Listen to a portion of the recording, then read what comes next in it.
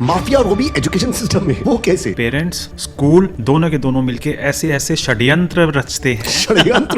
षड्यंत्र जिसमें माँ बाप अपना धर्म चेंज कर लेते हैं। My God. क्योंकि माइनॉरिटी स्कूल में जाने मतलब के बच्चे के एडमिशन के लिए धर्म चेंज करने को तैयार है लोग। माइनॉरिटी स्कूल में जाना है, सिख है या क्रिश्चियन है, तो वो अपना रिलीजन चेंज कर लेते हैं। माँ बाप अपनी मैरिटल स्टेटस चेंज कर लेते हैं, वो डिवोर्स ले लेते हैं क्योंकि सिंगल पेरेंट के नंबर मिलते हैं। अच्छा सिंगल पेरेंट को नंबर मिलता है और इस काल से वो डिवोर्स ले लेते हैं। वजह से वो डिवोर्स ले लेते हैं। पेपर में छोटा सा नोटिफिकेशन दे देते हैं कि वी आर सेपरेटेड और हम अलग रहते हैं। अब माँ बाप चाहता है कि मैं एक पर्टिकुलर स्कूल में अपने बच्चे का एडमिशन कराऊं। एक तरीके से 100 बच्चे ही आ सकते हैं एक साल के अंदर, इतना इंफ्रास्ट्रक्चर है स्कूल के अंदर, लेकिन उसमें अप्लाई करने वाले 10,000 लोग हैं, हजारों लोग हैं। तो वहाँ पे फिर वो आ जाता है, करप्शन शुरू हो जाता है। वहाँ फिर वो प्रेशर क्रिएट हो जाता है क्योंकि माँ बाप भी कहते हैं कि मुझे इसी स्कूल में कराना और कहीं भेजना नहीं है। और सरकारी स्कूल मौके पे चौका लगाते होंगे पॉलिटिशियंस, ब्यूरोक्रेसी हो गई, सब लोग, IAS ऑफिसर्स हो गए, सब लोग हैं, पुलिस भी होती होगी, सब लोग इन्वॉल्व है इसके अंदर। पुलिस भी है, पॉलिटिशियन और स्कूल तो है। मुझे को बताओ, आप कहते हैं कि बुक्स, यूनिफॉर्म, इसमें भी माफिया है, इसमें भी धंधा है, इसमें भी करप्शन है। वो इसलिए माफिया है क्योंकि हर स्कूल ये चाहता है कि मैं एक चुनिंदा पब्लिशर से अपनी किताबें लगवाऊं, उन्हीं को पढ़ाएंगे। मतलब बुक से भी उनको पैसा, बुक से भी पैसा चाहिए। फिर यही आती है बात यूनिफॉर्म की। हर 2 साल में यूनिफॉर्म चेंज कर देते हैं, उससे बहुत पैसा कमाते हैं। आपने स्कूल की यूनिफॉर्म लगाई, 2 सेट खरीदे आपने, समर के 2 सेट विंटर के खरीदे, उसके बाद आपने स्पोर्ट्स के लिए अलग से यूनिफॉर्म लगा दी, पिकनिक की अलग यूनिफॉर्म लगा दी, एक पर्टिकुलर डे की अलग यूनिफॉर्म लगा दी, और 2 साल के बाद आपने पूरी यूनिफॉर्म चेंज कर दी। अब स्कूल के अंदर 3000 बच्चा है, उन सब 3000 बच्चों को फिर से यूनिफॉर्म खरीदनी पड़ेगी। पुलिस और पॉलिटिशियन ये कैसे इन्वॉल्व है इस माफिया में? स्कूल वाले भी एक सर्विस इंडस्ट्री है, उनको किन किन लोगों को ऑब्लाइज करना होता है, किन किन लोगों से उनको डर लगता है, वो आ जाता है। सबसे पहले politicians, bureaucracy, police, PF, ESI, DDA, MCD, Delhi जल बोर्ड। ये सारा से उनको पानी मिलता है, MCD से उनको बिल्डिंग के रूल्स एंड रेगुलेशंस फॉलो करने पड़ते हैं, DDA से उनको लैंड मिली हुई है, प्रोविडेंट फंड और ESI और ग्रेचुटी से उनको अपने ये एम्प्लॉयमेंट की, सर्विस इंडस्ट्री की पूरा नेक्सस बना हुआ है सबके बीच का। EWS सीटें हैं, वो क्यों नहीं पहुंचती गरीबों तक? उसका बहुत बड़ा कारण सर है टेक्नोलॉजी। EWS सीटें जो है वो गवर्नमेंट एलोकेट करती है डायरेक्टरेट ऑफ एजुकेशन की वेबसाइट के ऊपर, और जो गरीब तबका है उनके पास इतनी एक्सेस नहीं है कि वो वेबसाइट को ट्रैक करते रहे, क्योंकि गरीब जो है वो टेक्नोलॉजी को जानता नहीं, वो डिजिटलाइज है नहीं, और हम लोग गरीबों को दे रहे हैं, लेकिन कहाँ पर दे रहे हैं? जहाँ पर वो है नहीं, जहाँ पर वो है। ये तो बेवकूफी है। बस यही एक मुझे लगता है कि जानबूझकर बनाया हुआ एक जाल है। आज के पॉडकास्ट में हमारे विशेष गेस्ट हैं राजीव गुप्ता, 25+ इयर्स एजुकेशन में सक्रिय, 5 स्कूल कैंपसेस के फाउंडर, 10,000+ स्टूडेंट्स इंपैक्टेड और 10+ नेशनल अवार्ड से सम्मानित। इन्होंने एजुकेशन सिस्टम को भीतर से देखा और समझा है। आज इस पॉडकास्ट में राजीव खुलकर बात करेंगे प्राइवेट स्कूल की सच्चाई की। क्या स्कूल्स में करप्शन है? अभी आपने कुछ गंभीर सवाल सुने, जैसे क्या एडमिशन के लिए पेरेंट्स अपना रीजन बदल लेते हैं, क्या हस्बैंड वाइफ अलग होने तक का कदम उठा लेते हैं, क्या स्कूल माफिया यूनिफॉर्म बदल कर अतिरिक्त पैसा कमा रहा है, क्या EWS सीट जो गरीबों के लिए है, पॉलिटिशियंस, ऑफिसर्स, पुलिसमैन और DDA या दिल्ली जल बोर्ड से जुड़े लोगों को दी जा रही हैं ताकि स्कूल्स को फायदा मिले। आज की चर्चा सिर्फ एजुकेशन नहीं बल्कि पूरे सिस्टम की परतें खोलेगी। तैयार रहिए एक बेबाक और चौंकाने वाली बातचीत के लिए। माफिया और वो भी एजुकेशन सिस्टम में, वो कैसे? आपको हैरानी होगी जानकर, क्योंकि मैं प्री स्कूल इंडस्ट्री से डील करता हूँ लास्ट 25 साल से।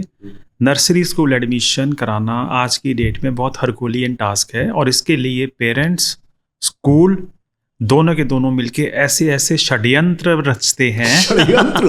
षड्यंत्र मैं आपको ऐसे ऐसे इतने चुनिंदा एग्जाम्पल दे सकता हूँ। कोई एक एग्जाम्पल? दिल्ली में सर पॉइंट सिस्टम चलता है, 100 पॉइंट सिस्टम से एडमिशन होता है। अच्छा। मेरे 25 साल की जिंदगी के अंदर स्कूल इंडस्ट्री के अंदर ऐसे ऐसे उदाहरण आए जिसमें एक एग्जाम्पल, जिसमें माँ बाप अपना धर्म चेंज कर लेते हैं। My God!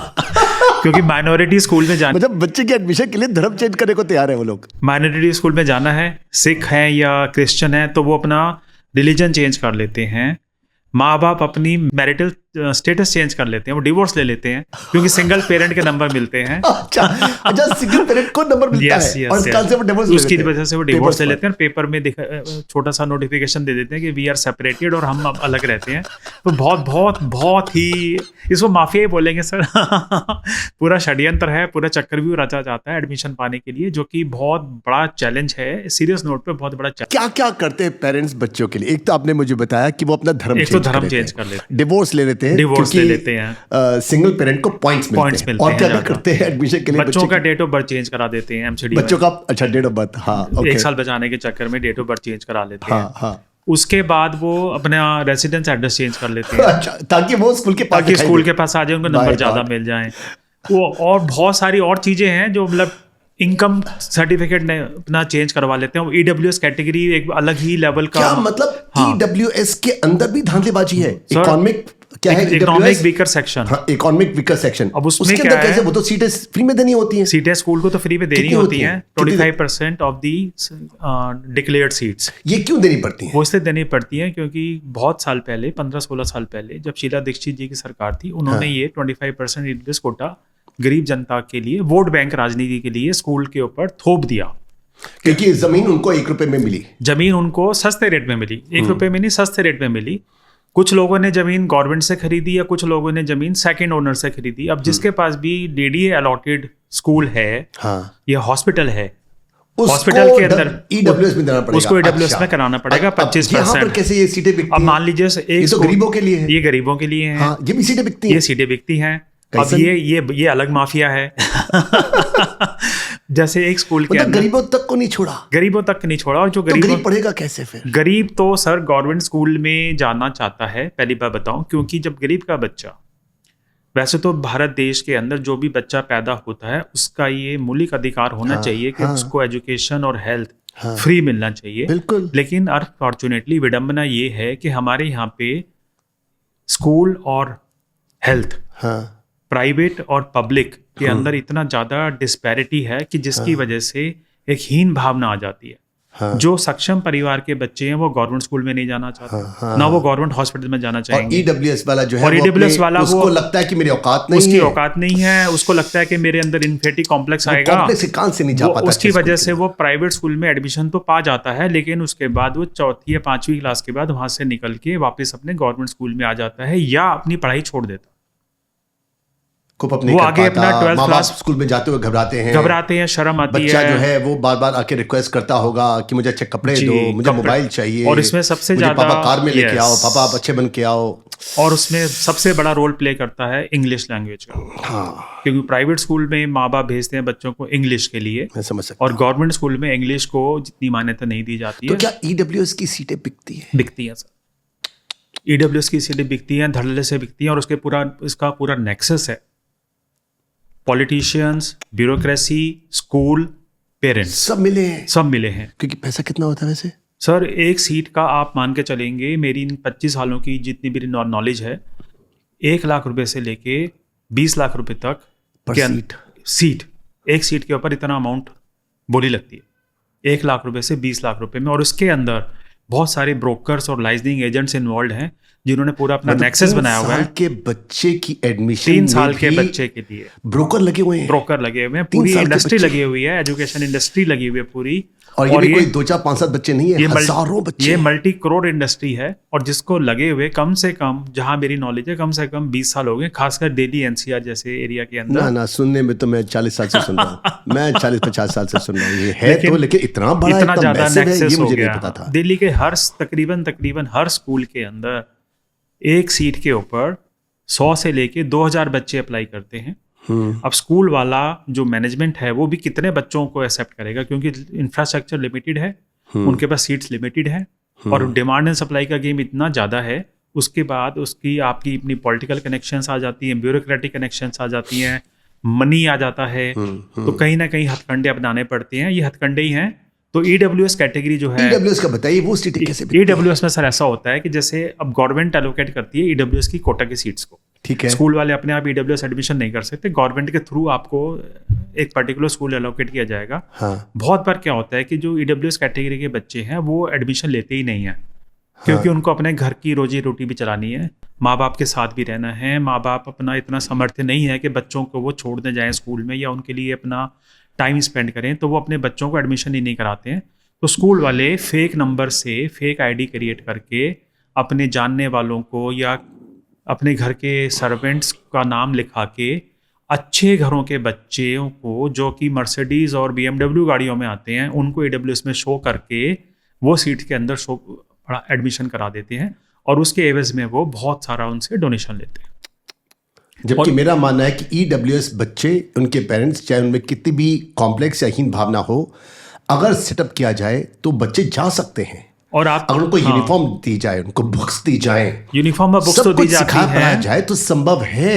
अब यूनिफॉर्म बुक्स दी कि जाती है। एक लेबर का लड़का भी, बच्चा भी जो है Yes. 3 साल का 4 साल का स्कूल जा सकता है। Yes, एफर्ट तो करने पड़ेंगे ना, एफर्ट तो करने बजाय पड़ेंगे। इसके कि हम लोग एफर्ट करें कि उनकी सीटों को बेचें। अब लेबर क्लास के बच्चे हैं या जो बहुत ही इकोनॉमिक वीकर सेक्शन के जो माँ बाप हैं, वो अपने बच्चों को स्कूल में छोड़ने के लिए जाना और उनको पढ़ाना और उनको फिर ट्यूशन कराना, वो अलग इंडस्ट्री है। ट्यूशन की अलग इंडस्ट्री है, वो भी एक माफिया है। तो एजुकेशन, माफिया है। ट्यूशन का पूरा माफिया है। स्कूल देखिए, सब बच्चा एक साल में 200 दिन कम से कम स्कूल जाता है एज पर CBSE। 365 दिन में 200 दिन इसको स्कूल जाना होता है। अब स्कूल में जाने के बाद आप देखेंगे इंडिया के अंदर ट्यूशन एक रखना और ट्यूशन पढ़ना भी स्टेटस सिंबल बन गया। वही टीचर जो स्कूल में पढ़ाती है 8 घंटे, अलाउड है ट्यूशन देनी? अलाउड नहीं है। लेकिन वो जो जब बच्चा स्कूल के अंदर घर आके बोलता है अपने माँ बाप को कि मुझे मैडम का पढ़ाया हुआ समझ नहीं आ रहा या सर से पढ़ने का मन नहीं कर रहा, क्योंकि क्लास के अंदर अमूमन 40 से 50 बच्चे होते हैं।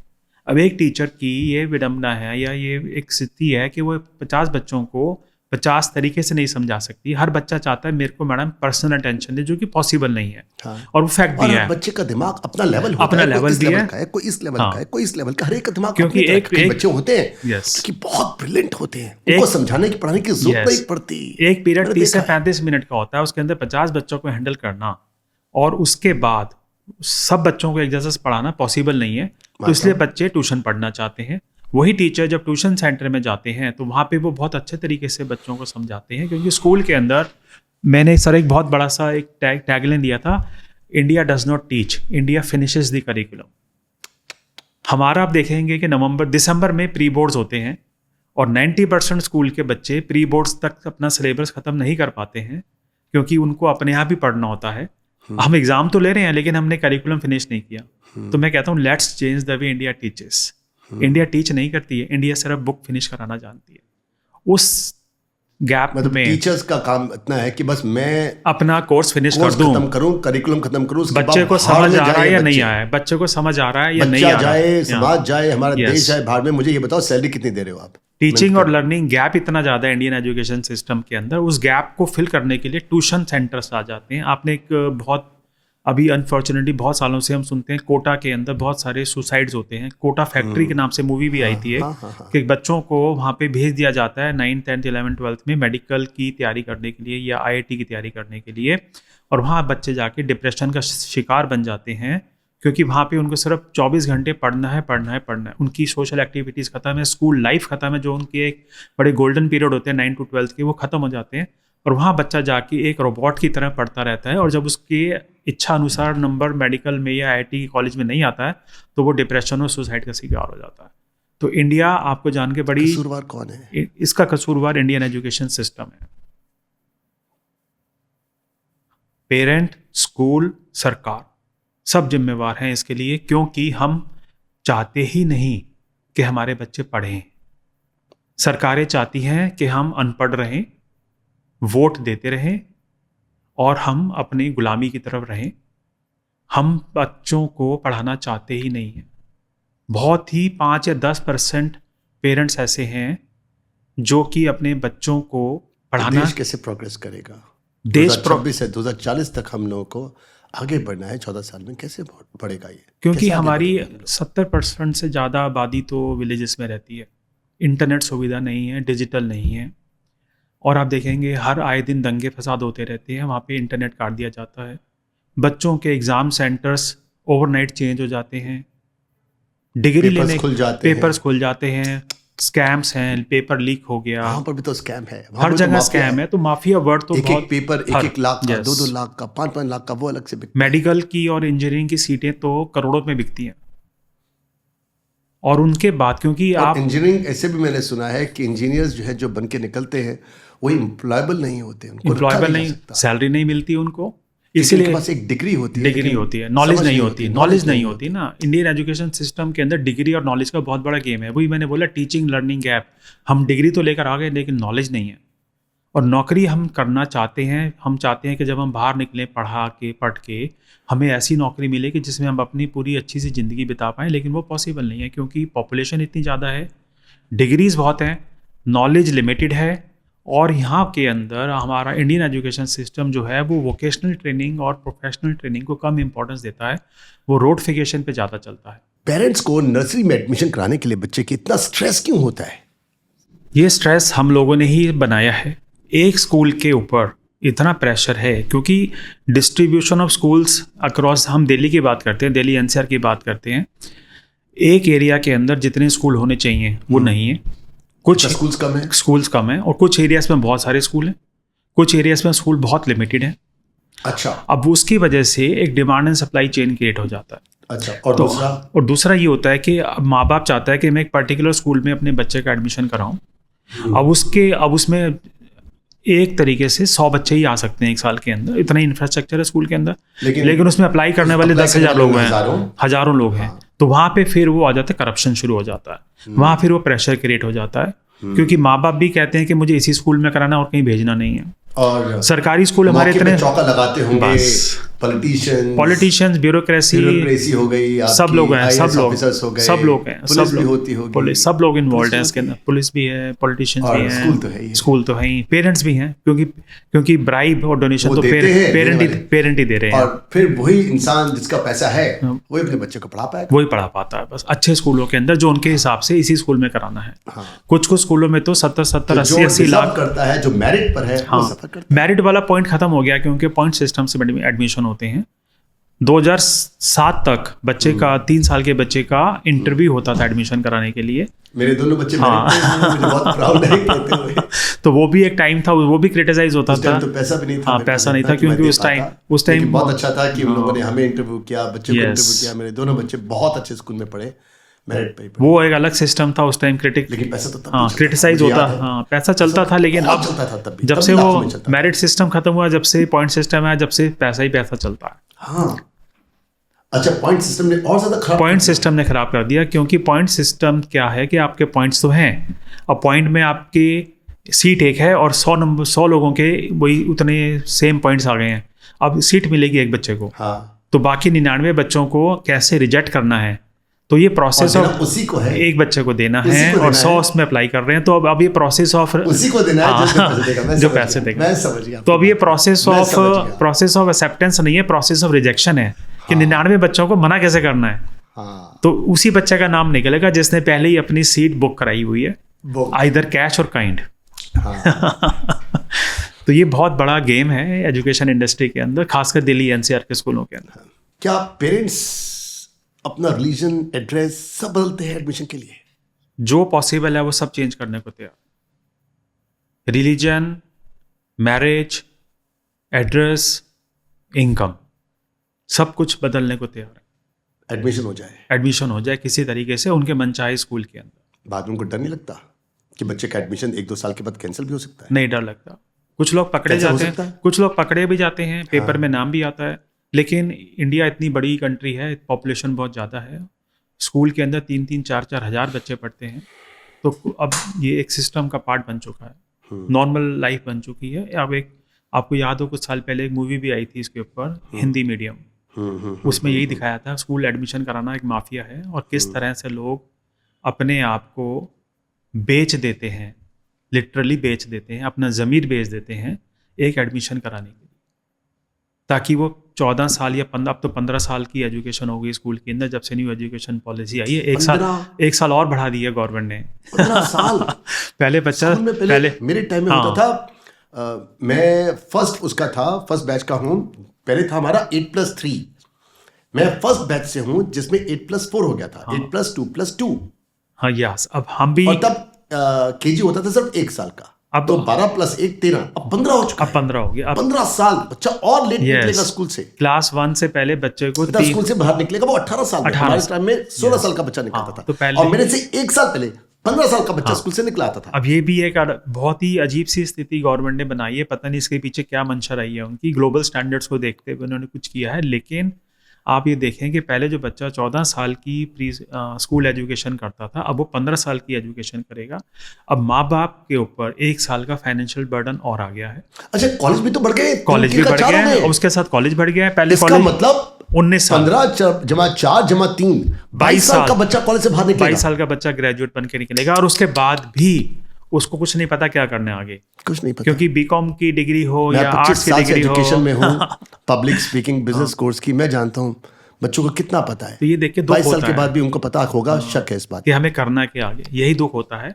और आज के ही हेडलाइंस पे आया पता न्यूज़पेपर में कि स्कूल ऑफ ओपन लर्निंग से जो बच्चे डिग्री लेकर आते हैं उनका तो भविष्य बिल्कुल ही वाकई में अंधेरे जो में। घर पे बैठ करके कॉरेस्पॉन्डेंस पढ़ेगा या फिर वो उनकी जाकर के मजबूरी है, वो online किसी पढ़ेगा। कारण से कॉलेज नहीं जा पा रहे, लेकिन उनकी डिग्री की कोई वैल्यू नहीं है, क्योंकि नौकरी देने वाला कहता है आपने कहाँ से ग्रेजुएशन और करा AI है। आ चुका है। AI आ चुका है। AI के बाद तो अब जो नॉलेजेबल होगा, जिसमें स्किल्स जी। होंगी, वही AI को यूज कर पाएगा। अकल के लिए भी नकल चाहिए। हम तो बड़े सरप्राइज होते हैं जब स्कूल में टीचर्स पढ़ती तो हैं। भविष्य क्या होगा देश का? भविष्य सर हमें तो नहीं, मुझे एज एन एजुकेशनिस्ट मुझे बोलना नहीं चाहिए, लेकिन मुझे तो अभी देश का भविष्य अंधकार में नजर लगता जाते हुए। जिस देश के अंदर हम ये सुनते हैं कि भाई हमें हर चीज़ फ्री में चाहिए, फ्री में चाहिए, फ्री में चाहिए, तो वो देश आगे तरक्की कैसे करेगा? पेरेंट्स इस हद तक जाते हैं कि वो अपना सब कुछ बेचने को तैयार हैं, सब कुछ कन्वर्ट करने को तैयार हैं, अपनी बच्चे की एजुकेशन के लिए वो बैंक से लोन तक लेते हैं, अपनी प्रॉपर्टी को गिरवी तक रखते हैं, क्योंकि उनको डोनेशन देनी है। और जिस स्कूल में वो कराना चाहते हैं उस स्कूल के अंदर कम से कम 10 सालाना लाख, खर्चा 15 10-15 लाख रुपए का खर्चा उनका अलग है।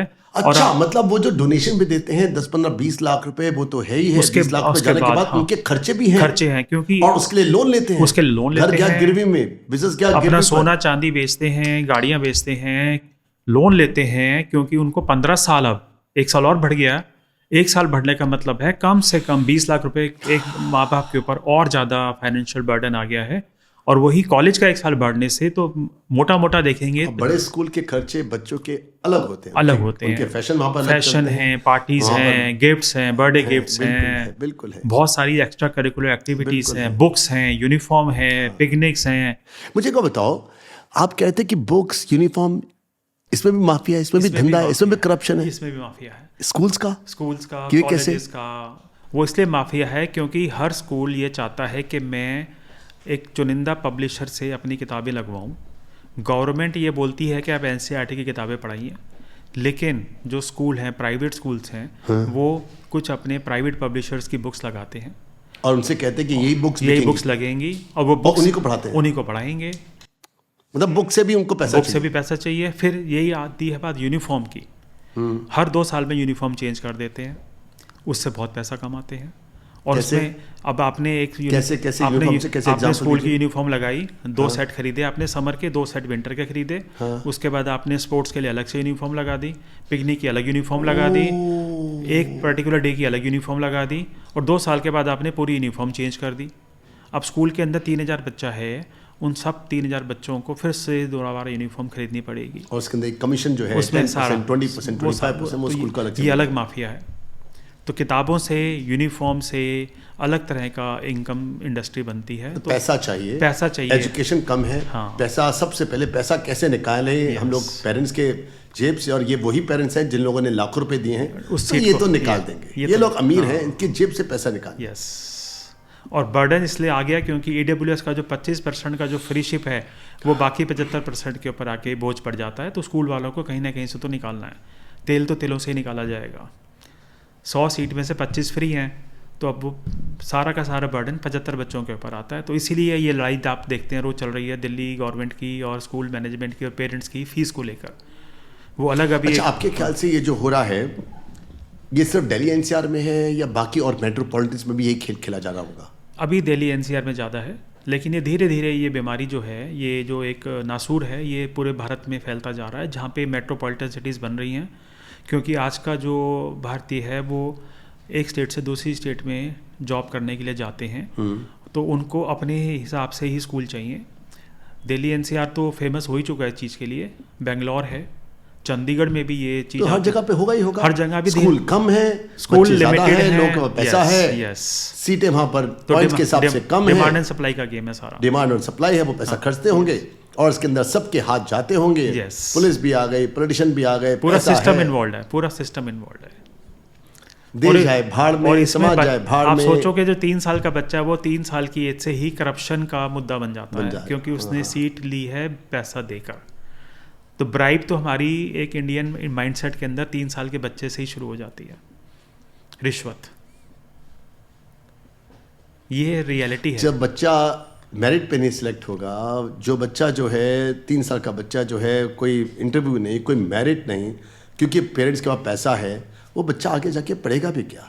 वो बच्चा आगे जाके बाहर जाना चाहता है, वो अलग माफिया है। अच्छा, मतलब बाहर जाना भी माफिया है? बाहर जाना अब इसमें क्या माफिया अब इसमें है? क्या, जो बड़े बड़े स्कूलों के बच्चे जो हैं, जो कि बहुत हाई फाई फीस वाले बच्चे हैं, वो ज़्यादातर बाहर जाना चाहते हैं, क्योंकि उनको अब इंडिया के अंदर अपने मन मुताबिक एजुकेशन नहीं मिलती है, हायर एजुकेशन, और उनको इस तरह की जॉब इन्वायरमेंट भी नहीं मिलती है। तो वो लोग ज़्यादातर यूरोप या USA या तो वहाँ पर कनाडा, माफिया कैसे है? स्कूल वाले जो हैं हाँ, ओवरसीज़ काउंसलर्स को अपॉइंट करते हैं, इसमें पैसा, और इसमें पैसा, इसमें अभी मैं बताता हूँ पैसा कैसे है, और फॉरेन यूनिवर्सिटी के साथ टाइप करते हैं। वो फॉरेन यूनिवर्सिटीज़ यहाँ पे आके अपना वो पैसा देती होंगी, वो पैसा देती हैं काउंसलर्स को, और वो पूरी इंडिया के अंदर वो एडमिशन फेयर लगाते हैं। फिर वो स्कूल काउंसलर जो चुनिंदा स्कूल्स होते हैं, उनके बच्चों को वहाँ लेकर जाते हैं, और उनके माँ बाप को बताते हैं कि आपका बच्चा अगर इस यूनिवर्सिटी से पढ़ेगा तो ये बनकर आएगा। वहाँ पे फिर वो लाखों रुपए उसके अंदर उस यूनिवर्सिटी से लाखों रुपए अलग से आते हैं। और उस काउंसलर को अपना कमीशन मिलता है एडमिशन के ऊपर। ये अलग तरह की इंडस्ट्री है। तो यूनिवर्सिटीज बाकी और कंट्रीज की जितने भी हैं, हाँ, वो इंडिया में वो आईवी लीग वाली तो होती नहीं होगी। आईवी लीग वाले नहीं आएंगे। देखिए जो ऑब्वियसली आईवी लीग वाले तो आएंगे नहीं किसी भी हालत में। तो जितने भी सेकंड ग्रेड की यूनिवर्सिटीज हैं, जिनको यूनिवर्सिटीज हैं, जहाँ पर कोई जाता नहीं है, वो यहाँ पे आके अपना कैंप लगाते हैं, और यहाँ के बच्चों को उन्होंने ले लिया, मान लो 1 साल के 50 लाख रुपए, चलो 10 लाख तुम ले लो, 10 लाख ले लो, कम से कम 30 लाख उनको मिल रहा है। तो सीट वो इस तरह से, तो देश का पैसा बाहर जा रहा है, देश का पैसा बाहर जा रहा है, ब्रेन भी बाहर जा रही है, ब्रेन भी बाहर जा रहा है। मिलेगा इनको कुछ नहीं, एजुकेशन कुछ नहीं मिलेगी, सर्टिफिकेट ही मिलेगा, डिग्रीज मिलेंगी। उसके बावजूद यहाँ पर आके उस डिग्री से यहाँ पर नौकरी करेंगे तो देश, ना उनको इंजीनियर मिलेंगे, ना डॉक्टर्स मिलेंगे, ना उनको मैनेजमेंट अच्छा मिलेगा क्या? एक खराब भविष्य। पुलिस और पॉलिटिशियन ये कैसे इन्वॉल्व है इस माफिया में? सर देखो, पूरा सिस्टम इन्वॉल्व है। अब पेरेंट जो है स्कूल में एडमिशन कराने के लिए जब जाता है और उसको पता है कि उसका पॉइंट सिस्टम से एडमिशन नहीं हो रहा, तो गवर्नमेंट ने मैनेजमेंट कोटा एक लगाया हुआ है कि मैनेजमेंट कोटा के थ्रू आप अपना एडमिशन ले सकते हैं। तो पुलिस कैसे? अब उसमें क्या होता है कि आप स्कूल वाले भी एक सर्विस इंडस्ट्री है, उनको किन किन लोगों को ऑब्लाइज करना होता है, किन किन लोगों से उनको डर लगता है, वो आ जाता है। सबसे पहले politicians, bureaucracy, police, PF, ESI, DDA, MCD, Delhi जल बोर्ड। अच्छा, ये सारा जल बोर्ड से उनको पानी मिलता है। MCD से उनको बिल्डिंग के रूल्स एंड रेगुलेशंस फॉलो करने पड़ते हैं। DDA से उनको लैंड मिली हुई है। प्रोविडेंट फंड और ESI उनको, और ग्रेचुटी से उनको अपने ये एम्प्लॉयमेंट की, सर्विस इंडस्ट्री की सारी पूरा नेक्सस बना हुआ है सबके बीच का। यस। तो पूरे दिल्ली NCR के अंदर लोकल पब्लिक रिप्रेजेंटेटिव से लेके everyone is involved in getting the admissions done in the management quota through cash or through kind. इसको आप संक्षिप्त में एक लाइन में क्या कहना चाहोगे? Indian education system is going nowhere. भारतीय एजुकेशन सिस्टम इस टाइम गटर की तरफ जा रहा है। EWS सीटें हैं, वो क्यों नहीं पहुंचती गरीबों तक? उसका बहुत बड़ा कारण सर है टेक्नोलॉजी। क्योंकि EWS सीटें जो हैं वो गवर्नमेंट एलोकेट करती है डायरेक्टरेट ऑफ एजुकेशन की वेबसाइट के ऊपर। ठीक है। और जो गरीब तबका है उनके पास इतनी एक्सेस नहीं है कि वो वेबसाइट को ट्रैक करते रहें। तो उसकी वजह से उनकी कई बार उनके मनपसंद स्कूल या जो डेट्स होती हैं वो मिस हो जाती हैं। क्योंकि गरीब जो है वो टेक्नोलॉजी को जानता नहीं, वो डिजिटलाइज है नहीं, और हम लोग गरीबों को दे रहे हैं, लेकिन कहाँ पर दे रहे हैं? जहाँ पर वो है नहीं। ये तो बेवकूफ़ी है। बस ये एक मुझे लगता है कि जानबूझकर बनाया हुआ एक जाल है, जिसमें हम दिखा भी रहे हैं कि हम दे रहे हैं और लेने वाले को मिल भी नहीं रहा है, और सारा सिस्टम फिर करप्शन की तरफ चला जाता है।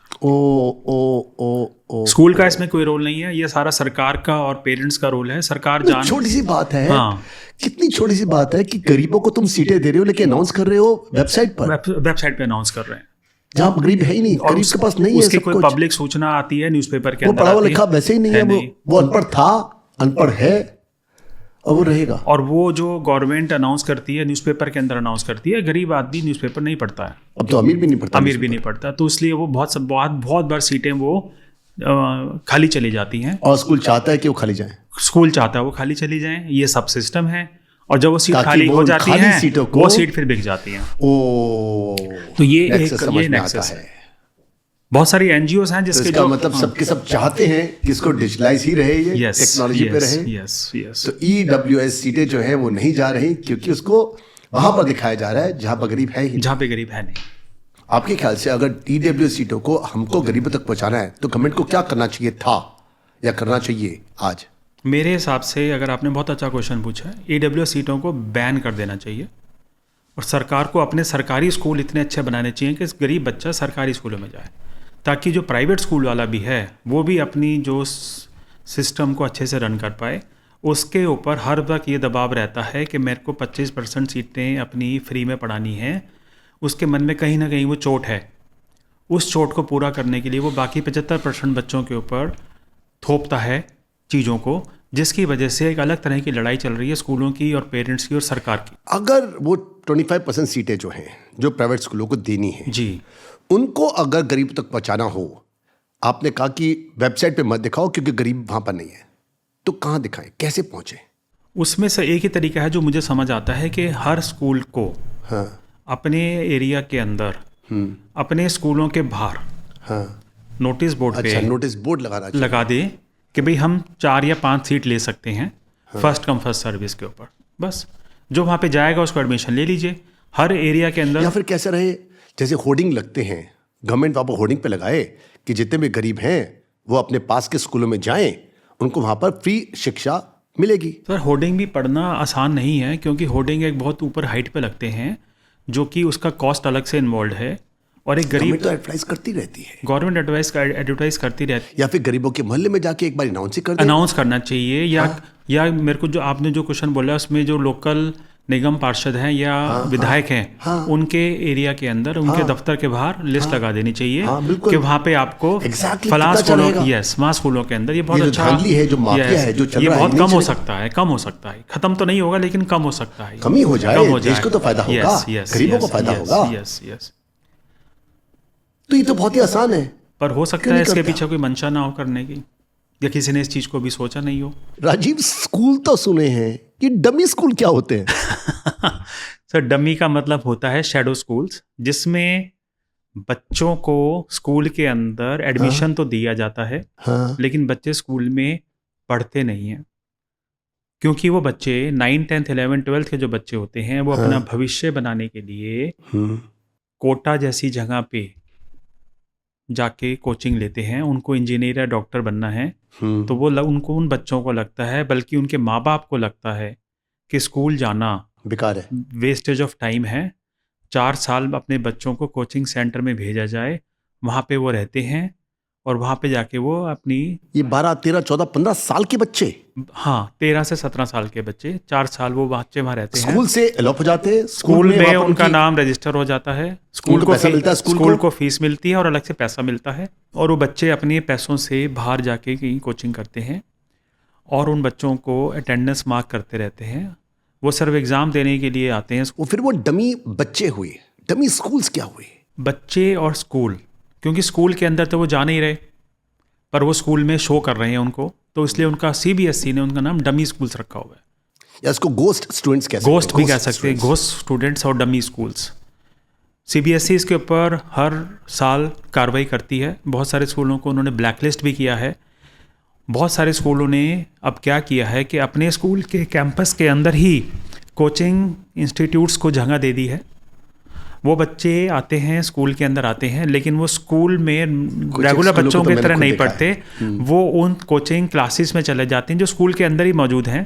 बच्चा पूरा टाइम, बच्चों को पूरा टाइम स्कूल में ही रहना है। मतलब पैसा पैसा पैसा पैसा पैसा कहाँ से मिले, बस पैसा चाहिए, पैसा चाहिए, पैसा चाहिए। और ये होड़ जो है एक डिग्री लेने के लिए है, वो डिग्री जिसकी कीमत एक छोटे से बच्चे को 3 साल की उम्र से चुकानी पड़ती है, और वो पूरी जिंदगी यही सोचता रहता है, या उसके ऊपर ऐसा प्रेशर क्रिएट कर दिया जाता है जो कि हमने तेरे ऊपर इतना पैसा लगाया, अब तू उसको वापस ला के दे। वहाँ से फिर सिस्टम शुरू होता है करप्शन का। तो ये भारतीय मानस्थिति बन चुकी है, माइंडसेट बन चुका है कि मैंने अपने ऊपर इतना पैसा खर्च किया अपने माँ बाप का, तो मेरे को ये पैसा उनको वापस लौटाना है। तो India is not a happy country. India is a very depressed country. Depress कैसे? क्योंकि India is India is a depressed country. कैसे?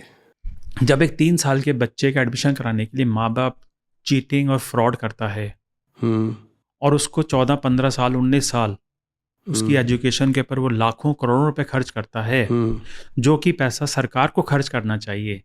वो माँ बाप फिर चाहते हैं कि मेरा बच्चा जब बड़ा हो तो वो सारा का सारा पैसा मुझे वापस भी मिले।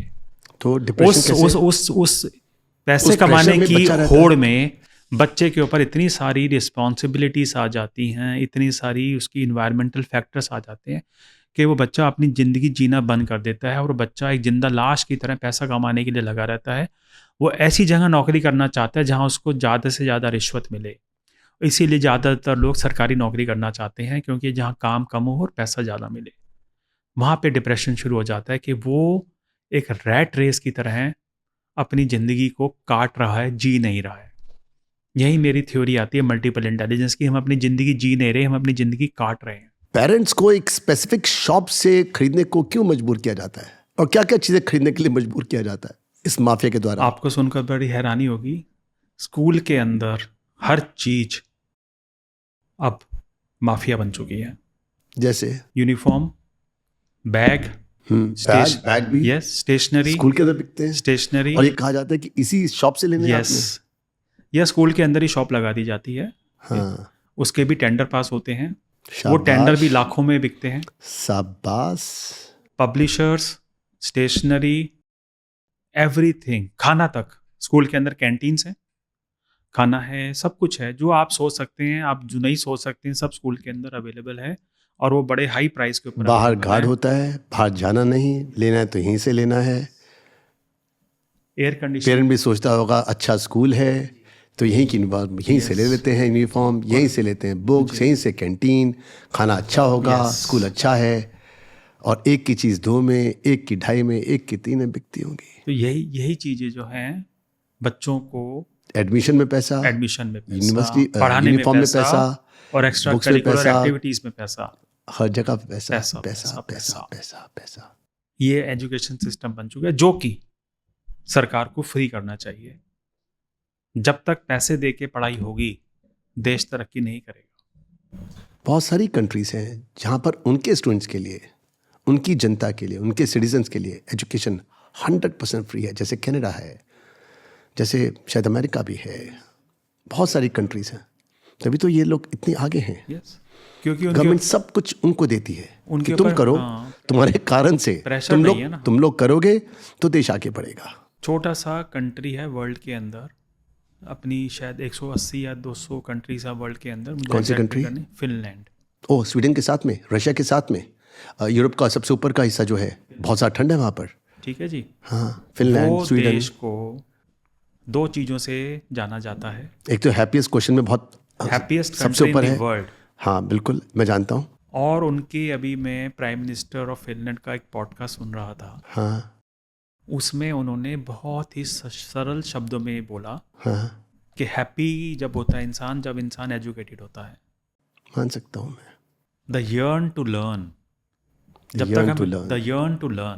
जब तक हमें लर्न करने की एक इच्छा होगी, जब तक हम एजुकेटेड रहेंगे, और हम एजुकेटेड होंगे तो हमें इंसान और जानवर और नेचर और इन्वायरमेंट की नॉलेज होगी, उनकी रिस्पेक्ट होगी, और उनकी अगर हमने रिस्पेक्ट कर ली तो हम बहुत ज़्यादा हैप्पी रहेंगे। और इसी वजह से शायद Finland is the most happiest country in the world. तो उन्होंने उसके अंदर सारी चीज़ों को ले लिया, human beings, animals, environment and nature. इनको हमने अगर समझ लिया, इनकी वैल्यू को समझ लिया, तो हम बहुत खुश रहेंगे। और जो कि मुझे लगता है कि इंडिया के अंदर अभी नॉलेज नहीं है इस चीज़ की, क्योंकि यहाँ नॉलेज है, हमारे हम लोग को ये नॉलेज हिंदू मुस्लिम पहले करना है। हम यहाँ पे रिलीजन, कास्ट, कलर, और अभी जो नया यूजीसी रूल्स आए हैं डिस्क्रिमिनेशन को लेके, पॉलिटिक्स को लेके, नेपोटिज्म को लेके, इन्हीं चीज़ों के पीछे हम भागते रहते हैं और बाकी देश आगे निकलते जा रहे हैं। राजीव, आपने कहा कि स्कूल जो है वो पढ़ाते नहीं हैं, वो सब ये देखते हैं कि अपना करिकुलम जो है वो कैसे पूरा करें, बुक्स कैसे पूरा करें। क्या मतलब आपका? इसको मैं थोड़ा रिक्रेट करूँगा। Focus is not on teaching, focus है कोर्स खत्म करने पे। वो कैसे है? वो ऐसे है सर, एक क्लास के अंदर 50 से 60 बच्चे बैठते हैं, टीचर एक ही है। टीचर एक है, टीचर के ऊपर प्रेशर है स्कूल का और गवर्नमेंट का कि आपको ये कोर्स खत्म कराना है। अब एक दिन पढ़ाई कोई एक बच्चा साल पढ़े, में पढ़े, ना पढ़े, ना एक पढ़े। साल में सीबीएसई ने 200 दिन एलोकेट किए हैं स्कूल में बच्चे को आना है। और आप देखोगे कुछ सालों से बहुत सारी चीज़ों की वजह से स्कूल की छुट्टियां रहती हैं, खासकर दिवाली से लेके जनवरी तक पॉल्यूशन ब्रेक आना शुरू हो गया। नया कॉन्सेप्ट आया पॉल्यूशन ब्रेक, जिसकी वजह से स्कूलों में छुट्टियां रहती हैं। दो गवर्नमेंट ने बोला है कि हाइब्रिड मोड में पढ़ाइए, ऑनलाइन पढ़ाइए, लेकिन सच्चाई ये है कि 70% बच्चों के पास Tablets नहीं है, इंटरनेट नहीं लैपटॉप है, नहीं है। इंटरनेट अच्छा, इंटरनेट ही नहीं है घरों में? गाँव के बच्चे, घर के बच्चे, ईडब्ल्यूएस वाले बच्चे, हाँ हाँ हाँ। माँ बाप के पास एक ही फ़ोन है, उनको अपने ऑफिस जाना है, तो बच्चा घर में कैसे पढ़ेगा? 2 साल और 3 साल के बच्चे को आप कैसे सोच सकते हैं कि उनको आप मोबाइल फ़ोन दे देंगे, उनको चलाएगा कौन? Grand parents. तो ये बहुत बड़ा गैप है टीचिंग एंड लर्निंग का। अब जब बच्चा स्कूल में आएगा नहीं, ऑनलाइन एजुकेशन पढ़ नहीं लेगा पाएगा, लेगा तो नहीं। उनको तो कोर्स ख़त्म करना है, क्योंकि कोर्स ख़त्म नहीं होगा तो टीचर के ऊपर प्रेशर ये है कि उसको उसकी सर्विस मतलब सबको अपनी पड़ी है, अपनी पड़ी है। अपनी बुक्स खत्म करो, भाड़ में जाए Yes. बच्चा, भाड़ में जाए देश, भाड़ में जाए इसीलिए सब ये कुछ। parallel- हमें करिकुलम खत्म करना है, बस। हमें पैसा कमाना है, हमने नेक्स्ट साल में देखना है, नेक्स्ट साल हमारे स्कूल के अंदर कितना बच्चा आ रहा है। अभी 1000 था, अब 1200 होना Admission चाहिए। होना चाहिए। हर एक का ध्यान जो है सिर्फ पैसे की तरफ है, एडमिशन की तरफ है, करिकुलम की तरफ। पैरेलल ये कहना इंडस्ट्री चाहते हैं। चलती है, ट्यूशन इंडस्ट्री, पैरेलल इंडस्ट्री चलती है, जिसमें बच्चा जाके पढ़ता है। स्कूल के अंदर वो पढ़ना नहीं चाहता या उसको सुविधा नहीं मिल पाती है, और शायद धीरे धीरे ट्रेंड आ रहा है कि अब होम स्कूलिंग की तरफ पेरेंट्स जाना चाह रहे हैं कि स्कूल में भेजने का कोई फ़ायदा नहीं है, बच्चों को घर में बैठ के पढ़ाएं और नेशनल ओपन स्कूल से उनकी 10th और 12th कराएं और उनको अपना भविष्य बनाने के लिए सही रास्ते पर लेके जाएं। तो बदलाव आ रहा है, लेकिन इसको आने में बहुत अभी सदियां लगेंगी, सदियां लगेंगी। मतलब 30 साल, 40 साल, 50 साल, ये हमारा एक और वो भी आएगा एक छोटे रूप में, छोटे रूप में बड़े बड़े आएगा, yes. स्कूलों में आ सकता है, बड़े मेट्रोपॉलिटन में आएगा। वो अभी गांव तक अभी 2 देहात year, में 3 नहीं year आएगा, कैसे पहुंचेगा? क्योंकि मैं बहुत सालों से एक चीज बोलता जा रहा हूँ, हम 2 देशों में रहते हैं। हम 2 देशों में रहते दो हैं। देशों में रहते हैं। कौन कौन से 2 देश? एक इंडिया है और एक भारत है। अलग अलग कीजिए। इंडिया है मेट्रोपॉलिटन और भारत है देहात, और 70% आबादी भारत में रहती है बिल्कुल। और 30% आबादी मेट्रो में रहती है, जो मेट्रो में रहती है और उसमें उस तो भारत मेट्रो है, के अंदर उस- भी उस- मिनी भारत है, हाँ सही। क्योंकि उस मेट्रो के बल्कि अंदर मिनी भारत नहीं है, मेजर भारत मेट्रो में भी है। मेट्रो में जो इंडिया वाला जो भारत है, इंडिया जो कंट्री है, उसके अंदर मेट्रो के अंदर मिनी जो भारत रिच रहता है वो भी मेट्रो के अंदर बहुत कम है। यस। तो ये जो डिस्पैरिटी है ना भारत और इंडिया तो की, 70-30 नहीं है, भारत के अंदर करीब 90% लोग हैं। 90% लोग हैं जो 10% है जो हाँ, कि जो एक्चुअल में इंडिया के अंदर है। इंडिया में रहते हैं, जिनका पैसा है। बस उन्हीं के पास पैसा है, उन्हीं के पास संसाधन है, उन्हीं के पास रिसोर्सेज हैं। बाकी उन्हीं का बच्चा अच्छे स्कूल में उन्हीं का बच्चा जाएगा, अच्छा उन्हीं का बच्चा जो है वो अच्छे स्कूल में जाएगा, उसका अच्छा भविष्य बनेगा। अच्छा भविष्य बनेगा तो वो अपने परिवार को ऊपर उठा पाएगा। यस। नहीं तो वैसा का वैसा परिवार जो था वो जब पहले था वैसे का वैसा रहेगा। उसमें जो इंप्रूवमेंट आएगी वो 2%, 3% हर साल की आती रहेगी, बस वही रहेगा जो यही हमारी थोड़ा बहुत ग्रोथ रहेगा। पहले उसके बाद साइकिल थी, अब मोटरसाइकिल आ जाएगी, उसके बाद कार नहीं आ पाएगी। कार आएगी तो उसके बाद वही मारुति की वो 4 लाख वाली आएंगी, 4.5 लाख वाली आएंगी। उसके मारुति के बाद मारुति की भी वो 10 लाख की, 12 लाख की, 15 लाख की, 20 लाख की, 30 लाख की गाड़ी नहीं आएंगी। और आप देखेंगे लास्ट 15, 20, 40 साल से इंडिया की ग्रोथ रेट 2 या 3% ही है। बाकी देशों की। मैं गया था चाइना में, मुझे कहना तो नहीं चाहिए, 2009 में गया था, अब से 17 साल पहले। राजीव, मुझे रोना आया था। मैं रो रहा था उनकी प्रोग्रेस को देख करके। उनके जब मैंने उनके एयरपोर्ट पे लैंड किया से लेकर वापस आया, तब से लेकर तब तक मैं रोता रहा। और वापस आने के बाद मैं पछताता रहा कि क्या हाल है हमारा। और तब से लेकर अभी तक सुना है चाइना बहुत आगे निकल गया है। 17 साल में हम लोगों ने क्या प्रोग्रेस की है। हम लोगों ने अपनी बहुत अच्छे मंदिर बनाए हैं। हमारे यहाँ पर टीवी चैनल्स के ऊपर बहुत अच्छी बहस होती है मंदिर मस्जिद पे, हिंदू मुस्लिम पे होती है। हाँ, वो बहुत अच्छा है। वो अच्छा है। हम लोगों ने इसमें बहुत ज़्यादा अपना टाइम और मनी इन्वेस्ट किया है। हाँ, जो कुछ 1 या 2% लोग हैं वो अमीर होते जा रहे हैं, बाकी सब के सब लोग वहीं पे हैं। उनको गौमूत्र के कितने फायदे हैं हाँ, ये जरूर अच्छा है। ये सुन रहे हैं हमारे यहाँ बहुत सुनने को बहुत मिलता है। उसके बहुत फायदे हैं। तो हम यहाँ पे कास्ट और रिलीजन और खूब इन जूते चीज़ों मिलेंगे के इस ऊपर, पॉडकास्ट खूब डिसलाइक मिलने वाले हैं, खूब पीछे ट्रोलिंग होगी इसकी। राजीव, ये जो माफिया है, करप्शन है एजुकेशन के अंदर, ठीक है, उनको एजुकेशन तो नहीं मिल रही, उनकी मेंटल हेल्थ का, बच्चों की, इस पे क्या फर्क पड़ता है? जब एक बच्चा घर में होता है, 3 साल का बच्चा, 2 साल का बच्चा, जब उसकी स्कूल एडमिशन की चर्चा घर में होनी शुरू होती है, वो भी एक्टिवली सुनता रहता है। उसके पेरेंट्स, उसके ग्रैंड पेरेंट्स, सारे रिलेटिव्स, कौन से स्कूल में एडमिशन कराओगे, कितनी डोनेशन लगेगी, वो सब कहीं ना कहीं सबकॉन्शियस माइंड में वो सुनता रहता है बच्चा। और उस टाइम हमारी ब्रेन बहुत एक्टिव होती है, प्रेशर रहता है उसके माइंड उसके ऊपर ये सब चीजें स्टोर होती जा रही है कि मेरे स्कूल में दो वो एक्सप्रेस नहीं कर पाता, हमें लगता है वो बच्चा है, लेकिन ब्रेन एक बच्चे की उतनी ही एक्टिवली इन्वॉल्व रहती है जितनी एक एडल्ट की ब्रेन रहती है, और उसके माइंड में और उसकी बॉडी के अंदर वो कहीं ना कहीं अब्जॉर्ब होता रहता है कि मेरे एडमिशन के लिए मेरे माँ बाप कितना परेशान हैं, मेरे दादा दादी कितने परेशान हैं, और वो किन किन लोगों से किस किस तरीके की बात कर रहे हैं स्कूल में एडमिशन कराने के लिए। और जब वो बच्चा स्कूल के अंदर जाता है तो वो already part of the corrupt system बन जाता है, और वहाँ पे जब उसको अपने पीयर ग्रुप दिखाई देते हैं, वहाँ पे फिर वो कंपैरिजन शुरू हो जाता है, आपका कौन सी गाड़ी में आए हो, किस तरह का टिफिन बॉक्स लेकर आए हो, जो मेरी मम्मी आई हैं वो कैसी लगती हैं, वो कैसे हैं, वो क्या कपड़ा पहन के आई हैं, वो इंग्लिश क्यों नहीं बोलती हैं, वो कंपैरिजन स्टार्ट हो जाता है। और जब तक बच्चा प्राइमरी विंग में आता है 5th and 6th क्लास में, जब उसकी बॉडी चेंजेस, हार्मोनल चेंजेस शुरू होते हैं, तो साथ साथ जब उसको नॉलेज होनी शुरू होती है, इंटरनेट है, आजकल हर कोई इंस्टाग्राम पे अवेलेबल है, तरह तरह की रील्स मिल रही हैं, और घर के अंदर जो एनवायरनमेंट है, वो बच्चा जब 12th क्लास से 9th क्लास में पहुंचता है, 9th to 12th क्लास में, उसके ऊपर इतना सारा प्रेशर आ जाता है कि मुझे ये पढ़ना है, मुझे ये बनना है, मुझे ये नहीं बनना, इस तरह के दोस्त को रखना, इस तरह के दोस्त को नहीं रखना। वो बच्चा अपनी ज़िंदगी को जीने से पहले ही अपनी ज़िंदगी को काटना शुरू कर देता है। साथ में वो सोशल मीडिया पे देखता है वीडियोस, उसको लगता है नहीं मुझे इंजीनियर बनना है, अगले दिन एक और वीडियो देखता है कि मुझे डॉक्टर बनना है, नहीं मुझे हीरो बनना है, मुझे तो एक्टिंग में जाना है, मुझे डांसर बनना है, मुझे हीरो बनना है, मुझे हीरोइन बनना है, हर रोज एक वीडियो, हर रोज एक नया ख्वाब होता है। और ये करते करते जब बच्चा 17 साल का होता है, उसकी स्कूलिंग खत्म होती है, वो एक कंफ्यूजन बॉक्स बना होता है, हाँ का प्रेशर होता है उसके ऊपर कि मुझे करना क्या है लाइफ के अंदर, क्या नहीं करना है। और उसी विडंबना के अंदर वो बच्चा एक ऐसी स्टेट में चला जाता है जिससे वो माँ बाप से डिस्कनेक्ट हो जाता है। जब भी मैं एज अ काउंसलर बच्चे से पूछता हूँ तुम्हारे 2 बेस्ट फ्रेंड्स का नाम बताइए, आपको जानकर बड़ी हैरानी होगी, फ्रेंड्स नहीं होते। 99% बच्चे अपने माँ बाप का नाम नहीं लेते। माय गॉड, वो कहते हैं कि माँ बाप हैं, वो मेरे दोस्त नहीं हैं। दोस्त उसका खुद का बाप होता है, बाप और माँ होना चाहिए, लेकिन 90% ऑफ द स्टूडेंट्स से कि मेरे माँ बाप हैं, दोस्त नहीं है। तो ये जो डिस्कनेक्ट है पेरेंट का और चाइल्ड का, ग्रेटिट्यूड भी नहीं है, ग्रेटिट्यूड भी नहीं है कि उसका सबसे बड़े दोस्त उसके खुद के बाप और माँ, इसकी सारी जिम्मेवारी पेरेंट्स के ऊपर है, पेरेंटहुड, कि हमने अपने बच्चे को क्या बनाया, ये क्या नहीं बनाया, ये हम डिसाइड नहीं करते, ये हमारा समाज डिसाइड करता है।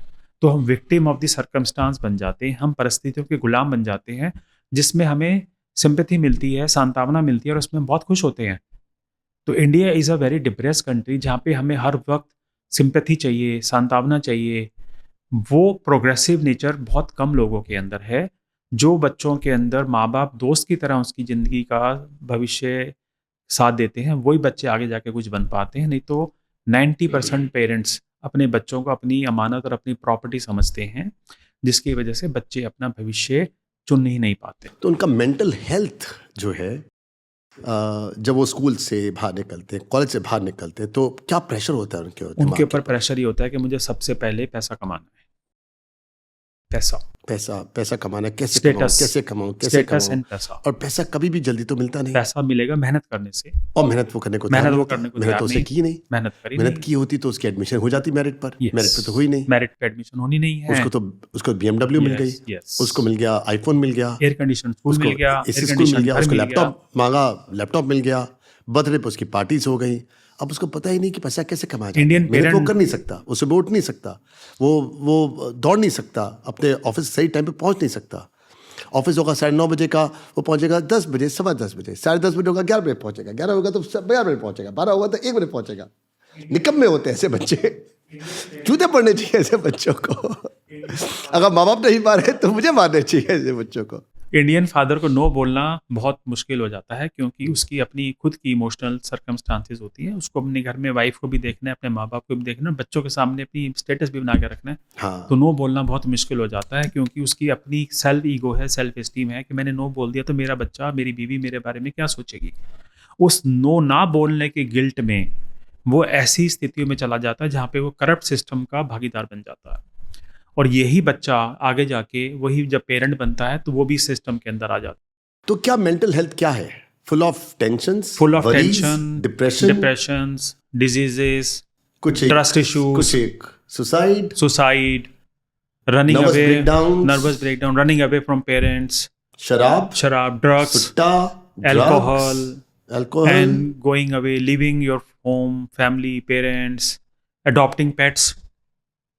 पेट्स के साथ बहुत ज़्यादा आजकल अडॉप्शन हो रहा है, क्योंकि माँ बाप क्योंकि माँ बाप से प्यार मिलता नहीं नहीं है तो पेट्स को प्यार। उनको लगता है कि माँ बाप बेकार हैं, सब रिलेशनशिप बेकार हैं, एक पेट है जो मुझे प्यार करता है, अनकंडीशनल लव जो है वो पेट देता पेट से है। मिलता है, क्योंकि पेट आता है शाम को, हम लोग आते हैं और वो कूदता है, यस, हमें चाटता है और हमको लगता है सारा प्यार यहाँ से मिल रहा है। क्योंकि इसी कारण से पेट के ऊपर हम कहते हैं इंसान ना, ज्यादा भागता है। जब हम कहते हैं लव इज अनकंडीशनल, लेकिन रियलिटी में जितनी कंडीशंस हैं लव उसी के साथ डिपेंड करता है। हाँ, तुम मुझे दोगे तो लव है, तुम मुझे नहीं दोगे तो नहीं है। I love you because of this thing, जब तक वो बिकॉज खत्म होता जाएगा लव खत्म हो जाएगा, और उसी की वजह से एक और आप देखेंगे इंडिया कहाँ जा रहा है, डिवोर्स की तरफ, सेपरेशन केसेस की तरफ जा रहा है। आज की डेट में जब हमारे पास यंग मदर्स आती हैं एडमिशन कराने के लिए, तो सबसे पहले वो एक कोर्ट का या पुलिस स्टेशन का लेटर लेकर आते हैं कि मेरे बच्चे को इनके फादर को या ग्रैंडफादर को नहीं देना, I am the sole custodian of the child. तो हमारा देश अब इस तरफ और जाता जा रहा है। ये सब चीज़ें डिप्रेशन और मेंटल हेल्थ की वजह से होती जा रही हैं। मुझे कोई लॉयर अपने पॉडकास्ट में बता रहा था, कहता है 95% केसेस जो हमारे पास आते हैं डिवोर्स के लिए, उसका रीज़न क्या है? नहीं, मोबाइल फ़ोन हो सकता है, वो सिर्फ छोटा सा रीज़न है। 95% केसेस, तूने मुझे ऐसा क्यों कहा, तूने मुझे ऐसा कहा, मैंने तो ऐसा नहीं कहा, तूने ऐसा कहा, इसलिए तलाक तलाक तलाक। नेचर, छोटी छोटी बातों को जिसको हम लोग अपने जूतों के नीचे रोंद के रख सकते हैं या थंब और फोर फिंगर के अंदर दबा के रख सकते हैं, ऐसी छोटी बातों से अपनी जिंदगी को हम लोग तबाह कर रहे हैं। ये नेचर है, ईगो नेचर। इस कारण से 95% केसेस हैं कि तूने मुझे ऐसा कहा था, तलाक तलाक तलाक। पेशेंस रहा नहीं है, एंगर इश्यूज आ गए हैं, ट्रस्ट इश्यूज रहा नहीं है, ट्रस्ट नहीं है, पैसा कमाने की होड़ लगी हुई है, फ्रीडम के नाम पे हम बहुत कुछ करना चाहते हैं। हम बनना तो वेस्टर्न चाहते हैं, उस चक्कर में हम इंडियन भी नहीं बनते ना वेस्टर्न बनते हैं, और हम त्रिशंकु में लटक गए हैं। टीनेज डिप्रेशन के लिए कौन जिम्मेदार है? ये सुसाइड्स के लिए कौन जिम्मेदार है? टेंशन्स के लिए, वरीज के लिए, जो बच्चों में 13 साल 14 साल 15 साल 16 साल 18 साल का बच्चा जो है कंफ्यूज्ड है, डिप्रेस्ड है, वरीज में है, मैं यहाँ जाऊँ वहाँ जाऊँ, कौन जिम्मेदार है? गवर्नमेंट है, आप हैं, मैं हूँ, पेरेंट्स हैं, स्कूल्स हैं, होल सिस्टम के अंदर सरकार है, माँ बाप हैं, स्कूल है, कॉलेज है। कैसे ये बच्चों का डिप्रेशन में स्कूल कॉलेज कैसे? रिलेटिव्स हैं कैसे? और सोसाइटी है कैसे? और इंटरनेट है कैसे? हाँ, इंटरनेट है, ठीक है। कैसे? स्कूल के अंदर प्रेशर है नंबर लाने का, बच्चों के दिमाग पे, एक्टिविटीज में एक्सेल करने का, मेडल्स जीतने का, टॉपर बनने का, पर्टिकुलर स्ट्रीम का प्रेशर है, science, commerce, arts, humanities, maths, all. जब वो 11th में आता है तो ये प्रेशर है। स्कूल को चाहिए टॉपर्स, हर बच्चे में वो चाहता है टॉपर बन जाए ताकि उनका रिजल्ट अच्छा है। माँ बाप चाहता है कि मेरा बच्चा हर चीज के अंदर अव्वल हो, चाहे बच्चे का मन उसमें हो या ना हो, माँ बाप का फोकस है कि मेरा बच्चा टॉपर होना चाहिए। सरकार सुविधाएं देती नहीं है जितनी देनी चाहिए। इंटरनेट के ऊपर हर तरह की रील्स अवेलेबल है, इसको शॉर्ट कंटेंट मिल रहा है। ब्यूरोक्रेसी जो है वो सिस्टम का ऐसा पार्ट बन चुकी है जिसके अंदर आपको कुछ भी काम कराना हो, आपको अपने कनेक्शंस चाहिए, या आपको अप्रोच चाहिए, या कैश चाहिए, या मनी चाहिए।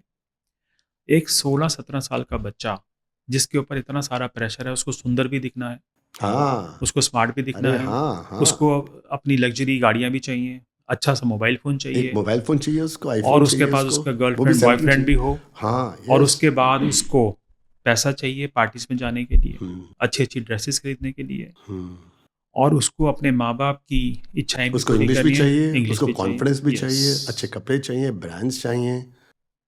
घर से बाहर भी पढ़ना उसने है नहीं। पढ़ना है, लेकिन पढ़ने के साथ उसकी बहुत सारी जिम्मेवारियां और उसके सिर के ऊपर आ गई हैं, क्योंकि उसके ऊपर बार बार ये थोपा जाता है कि तुझे पढ़ने के बाद पैसा कमाना है, पढ़ने के बाद पैसा कमाना है। इंडियन पेरेंट हमेशा पैसा पैसा पैसा करता रहता है, क्योंकि वो पेरेंट भी कभी जब बच्चा था उसके माँ बाप ने भी एक ही चीज़ सिखाई थी, बड़े होंगे तो हम ये कमाएंगे, हम ऐसा घर लेंगे, हम ये गाड़ी लेंगे। जो चीज़ें एक बच्चे को 17 साल के बच्चे को गवर्नमेंट से फ्री मिलनी चाहिए, वो माँ बाप 17 साल तक वही घर में बातें होती हैं, जॉब, बिजनेस, कोई आपके नौकरी। पास इसका कोई एक एग्जाम्पल है? कोई एक एग्जाम्पल बताइए ना, जिससे ऑडियंस समझ सके। एक कोई एग्जाम्पल मेरे जहाँ पास पर आपने देखा कि एक परिवार था जो आया और वो परिवार इसी रट में रहा और आज वो कहीं पर भी नहीं है। कोई ऐसा एग्जाम्पल मेरे है? पास बहुत सारे एग्जांपल है, मैं नाम नहीं लूँगा। मेरे पास अभी 2017 में एक, नाम बताइए। हाँ, नाम मत बताइए। नाम नहीं बताऊंगा। 2017 के अंदर मेरे पास एक माँ बाप अपने बच्चों की अपनी गुड़िया की बेटिया की काउंसलिंग कराने के लिए आए थे। उम्र क्या थी बच्चे की? 17 साल की लड़की, दिल्ली के टॉप स्कूल में, she was in class 12th, and वो बच्ची जाना चाहती थी ग्लैमर इंडस्ट्री के अंदर, ब्यूटी इंडस्ट्री के अंदर, और मिस इंडिया हो गया, मिस या फिर इंडिया वो फैशन इंडस्ट्री में फैशन जाना इंडस्ट्री में हो चाहती गया, थी। मॉडल बनना चाहती थी, और एक्टर माँ बाप बनना चाहते थी। थे कि वो उनका बच्चा मेडिकल करे, डॉक्टर बने। हम्म। ठीक है, वो बच्चा जब मेरे पास आया काउंसलिंग कराने के लिए, उसने मुझे साफ बोला कि मेरे माँ बाप चाहते हैं कि मैं डॉक्टर बनूं, मैं चाहती हूं कि मैं मॉडलिंग में और फैशन इंडस्ट्री में जाऊं।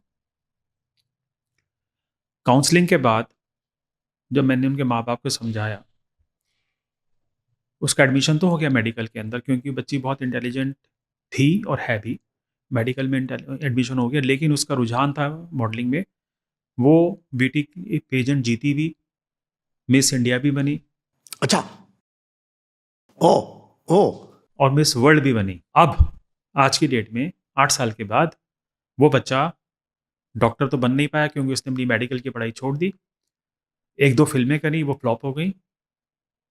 अब वो बच्ची जो है छोटे छोटे रोल्स के लिए इधर उधर भाग रही है, उन लोगों के पैर पड़ रही है जिनकी आज की डेट में इंडस्ट्री के अंदर कोई औकात नहीं है, स्टेटस नहीं है। वो कभी बहुत बड़े प्रोड्यूसर डायरेक्टर होते थे, अब वो बच्चा 8 साल के बाद भी स्ट्रगल कर रहा है। तो गलती बच्चे की या माँ बाप की? दोनों की। कैसे? माँ बाप ने तो उसको सही रास्ता दिखाया, लेकिन बच्चा अपने रास्ते गया। बच्चा अपने उसने रास्ते, मिस इंडिया का पेजेंट जीता, उसने मिस वर्ल्ड भी बन गई, तो बच्चे ने वही किया जो उसका पैशन था। लेकिन मैं ये कहता हूँ, पेरेंट्स ने तो उसको दिला दिया एडमिशन, फिर अब गलती पेरेंट्स की कहाँ पर? वो पेरेंट अपने बच्चे के दोस्त नहीं बन पाए कभी। अगर उन्होंने स्टार्टिंग से ही उस बच्चे को गाइडेंस दी होती कि हम आपके साथ हैं, आप आपको हर चीज़ के अंदर, हम आपको हर सारी चीज़ें शेयर करते हैं, आप भी हमको शेयर करा करो। वो बच्चा अपने माँ बाप से इतना एंटी था, ट्रस्ट इश्यूज थे। जब उसने मुझे आके सबसे पहले बोला कि मेरे माँ बाप ये चाहते हैं कि मैं डॉक्टर बनूं और मैं मॉडलिंग करना चाहती हूँ, तो इसका मतलब वो पेरेंट और बच्चे के अंदर फ्रेंडशिप नहीं थी, शेयरिंग नहीं थी, कनेक्शन नहीं था। तो बच्चे के अंदर एक रिवोल्ट था कि मुझे कुछ ऐसा तो करना आज है। 2026 है, वो आज बच्ची जो 2026 है, वो मिस बच्ची इंडिया भी बनी, मिस मिस वर्ल्ड वर्ल्ड भी बनी, वो फिल्म स्टार भी बनी, और फिल्म स्टार भी बनी, लेकिन अभी कहीं वो पर भी कुछ कुछ नहीं है। कुछ अभी वो अपना वजूद एस्टेब्लिश तलाश नहीं रही कर है। पाई है। बाय द वे, मेरे पास भी आई थी वो गर्ल। उसने मुझे कहा था कि मैं मिस इंडिया बनी हूँ, मुझे नाम नहीं पता। 2018 में एक गर्ल ने मुझे अप्रोच किया था और उसने कहा था कि मुझे पब्लिक स्पीकिंग कोर्स करना है, लेकिन क्योंकि मैं ये हूँ इसलिए मैं पैसे नहीं दूंगी, आप मेरा नाम जो है आप ले सकते हो, you can use my name. मुझे गर्ल का नाम याद नहीं है, 2018 की बात है, मुझे अच्छी तरह याद है, या शायद 17 की बात होगी, 17-18 की बात है। तो उस लेडी ने कहा था कि मैं मिस इंडिया रह चुकी हूँ और आप इसको मतलब मोनेटाइज कर सकते हो, लेकिन मैं कोर्स के पैसे नहीं दूंगी। मैं आपको एक एग्जांपल और देता हूँ। जब मैं एक स्कूल में काउंसलिंग करने गया, हम्म, स्कूल का नाम भी मैं बता देता हूँ, लोटस वैली स्कूल गुड़गांव के अंदर, बहुत अच्छा स्कूल है। बहुत अच्छा स्कूल है ये। तो वहाँ पे जब मैं बच्चों की काउंसलिंग करने गया, तो वहाँ पे पेरेंट्स भी साथ में आए हुए थे। उसमें से एक पेरेंट उस टाइम पे बहुत बड़ी मल्टीनेशनल कंपनी के इंडिया कंट्री हेड थे। अच्छा, ओके। उन्होंने बोला मेरी भी काउंसलिंग करें, अच्छा, मैं भी अपनी काउंसलिंग कराना चाहता हूँ। ओके। और जब मैंने उनकी काउंसलिंग करी, उसके बाद वो 1 महीने के लिए मुझसे कनेक्ट नहीं रखा उन्होंने। अच्छा, ओके। मुझे लगा कहीं मेरी काउंसलिंग में कहीं ना कहीं कुछ कमी रह गई, होगी। कमी रह गई है। 1 महीने के बाद उनका बड़ा लंबा चौड़ा ईमेल आया मेरे पास कि डॉक्टर राजीव, मैं आज 30 साल के बाद दोबारा रोया हूँ। फादर का मैसेज आया, ईमेल आया, मैंने फ़ोन किया उनको, कहते मैं रोया हूँ। कहते पहले मैं रोया था जब मैं 17 साल का था, आज मैं 47 साल का हूँ, 47 ईयर्स का हूँ, और मैं आज 30 ईयर्स के बाद दोबारा रो रहा हूँ। क्योंकि मैंने कहा व्हाट हैपेंड मिस्टर स्वामीनाथन? कहते हैं कि जब मैं 17 साल का था, मेरे को अपने माँ बाप को ये बोलने के लिए बहुत हिम्मत करनी पड़ी कि मुझे म्यूजिशियन बनना है, मैं बहुत अच्छा माउथ ऑर्गन प्ले करता हूँ, मुझे इवेंट मैनेजमेंट कंपनी खोलनी है। और मेरे पिताजी ने उस टाइम मुझे बहुत करारा मुँह पे चाँटा मारा था, ये बोल के कि तुमको इंजीनियर बनना है। मैं पढ़ा, आईआईटी दिल्ली से मैंने ग्रेजुएशन करा और मैं इंजीनियर बन गया, और आज मैं बहुत बड़ी मल्टीनेशनल कंपनी का इंडिया का कंट्री हेड हूँ। लेकिन मैं इन 30 सालों के अंदर मैं ज़िंदगी जी नहीं पाया हूँ।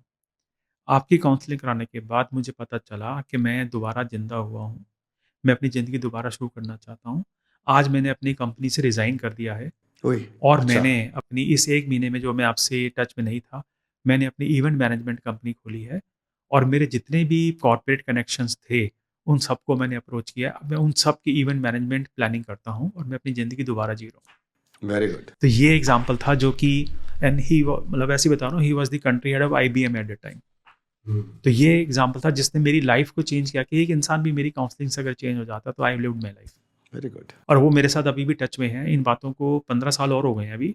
अच्छा। ये 2011 की बात है। ओके। अब वो बहुत बड़ी corporate event management company run करते हैं। बहुत बढ़िया, बहुत बढ़िया। ये है मैं तो कहूँगा अपनी रियलिटी। ऑडियंस को कि अगर आपको भी करियर कॉन्सेप्ट लानी हो, हाँ। तो आप राजीव के कॉन्टैक्ट, आपका नंबर जो है या फिर आपका लिंक जो है, कोई भी आपका होगा काउंसलिंग का, उसको नीचे हम लोग डिस्क्रिप्शन बॉक्स में दे देंगे। बिल्कुल करानी हो, राजीव गुप्ता। ये जो सुसाइड केसेस जो बच्चों में बढ़ रहे हैं, इसके ऊपर सिस्टम चुप क्यों है?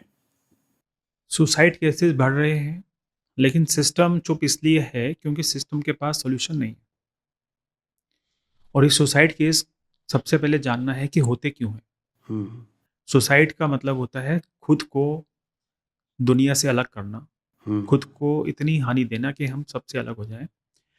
बच्चा जो है जब सुसाइड की तरफ जाता है तो वो एक इंस्टेंट रिएक्शन नहीं होता, वो कई सालों की उसकी एक चोट होती है जो वो किसी को शेयर नहीं कर पाता। जो कि मैं फिर रिपीट करता हूँ, इंडियन माँ बाप अपने बच्चों के दोस्त नहीं होते, वो माँ बाप बन के रहते हैं।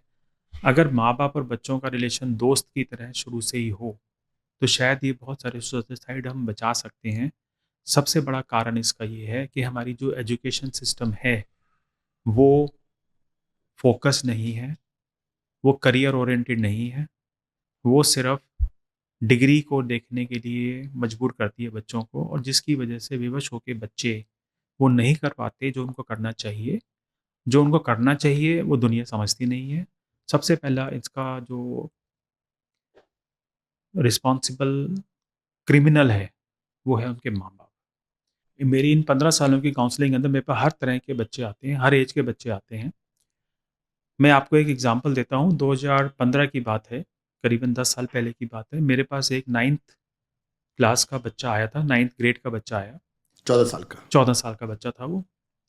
बहुत पॉपुलर स्कूल ऑफ दिल्ली में वो बच्चा पढ़ता था उस टाइम। अब मुझे बोलते हुए बहुत ही ज़्यादा दुख हो रहा है कि मैं बोल रहा हूँ कि था वो बच्चा हमारे बीच में अब नहीं है। वो बच्चा मेरे पास जब आया था, वो उस टाइम 9th स्टैंडर्ड में था। उसने मुझे सबसे पहले आके ये बोला कि मैं अपनी ज़िंदगी ख़त्म करना चाहता हूँ, एंड आई वाज़ सरप्राइज्ड। मैंने कहा आपने ऐसा क्यों बोला है? उसके माँ-बाप नहीं थे उस टाइम मेरे उसके साथ में। बच्चे ने बोला था मैं अपने माँ-बाप की एब्सेंस में आपसे बात करना चाहता हूँ 10 मिनट के लिए। मैं सुसाइड करना चाहता हूँ। मैंने कहा आप ये इस तरह की थॉट आपके मन में क्यों आई है? वो बोलते हैं, बच्चे ने मुझे बोला उस टाइम कि मेरे माँ-बाप चाहते हैं कि मैं पायलट बनूँ, लेकिन मुझे हवाई जहाज़ से डर लगता है। मेरे को ऊँचाइयों से डर लगता है। लेकिन मेरे माँ-बाप का सिर्फ़ एक ही पर्पस है कि मैं पायलट बनूँ, क्योंकि मेरे पापा पायलट हैं। तो वो चाहते हैं कि मैं वो करूँ जो मेरे पापा चाहते हैं, और मेरा उसमें कोई रुचि नहीं है। मैंने जब के माँ-बाप के साथ बैठ के वो उनकी बातों को शेयर किया, तो मुझे जब पता चला कि घर गए जब, तो उसके पिताजी ने उसको बहुत ज़्यादा मारा, फिजिकल अब्यूज़ किया कि तुमने हमारी इंसल्ट क्यों की, आपने क्यों बताया कि पापा ज़बरदस्ती मेरे को पायलट बनाना चाहते हैं।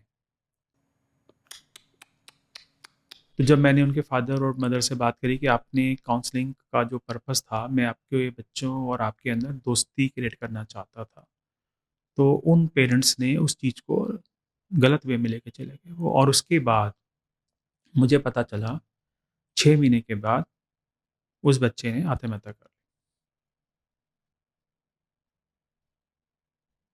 एक 14 या 15 साल का बच्चा जो 6 महीने पहले मुझको ये बोल के गया था कि मुझे अपने पापा की करियर में कोई इंटरेस्ट नहीं है, मुझे कुछ और बनना है, वो बच्चे ने अपनी ज़िंदगी को ख़त्म कर लिया। इसका सिर्फ एक ही रिस्पॉन्सिबल क्रिमिनल उनके फादर हैं, क्योंकि जिन्होंने अपनी महत्वाकांक्षाओं इतनी ज़्यादा थोप दी थी बच्चे के ऊपर कि बच्चे को लगा कि मेरी ज़िंदगी तो अब सिर्फ एक ही रास्ते की तरफ जाने वाली है, जो कि है सबसे अलग हो जाओ, और उसने सुसाइड कर ली। तो इस तरह के केस पता नहीं कितने हैं इंडिया के अंदर, हज़ारों केस हैं। तो मैंने आपको एक ऐसा एग्जांपल दिया कि बच्चों के ऊपर इतना प्रेशर माँ बाप डाल देते हैं आज की डेट में कि उनको लगता है कि हम इनको हेट करना शुरू कर देते हैं।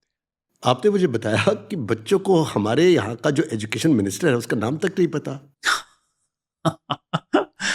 ये बड़ा ही एक हास्यास्पद सा सवाल है। इसको मैं बड़ा अनफॉर्चुनेटली, आप में से किस किस को हमारे भारत के एजुकेशन मिनिस्टर का नाम याद है? देखो, अब मत सर्च करना, गूगल पे मत जाना, एआई पे मत जाना, नीचे कमेंट में अभी इसी वक्त लिखिए आप लोग। जब मैं स्कूलों में काउंसलिंग के लिए जाता हूँ, मैं 2-3 क्वेश्चन बच्चों को वैसे ही पूछ लेता हूँ, जनरल नॉलेज के, करंट अफेयर्स, क्योंकि जब हम लोग अपना स्कूल में पढ़ते थे हमें कैबिनेट मिनिस्टर्स की लिस्ट हमें बाई हार्ट याद होती थी। आज की डेट में तो कोई पता नहीं चलता कि कौन सा मिनिस्टर आ जाए, कल को दूसरी पार्टी में चला जाएगा, दूसरा पोर्टफोलियो खत्म हो जाएगा। तो मैं ज़्यादातर स्कूलों में जाके एक ही क्वेश्चन पूछता हूँ। मैं 2 क्वेश्चन पूछता हूँ जनरली, आके मैं आपको बता ही देता हूँ।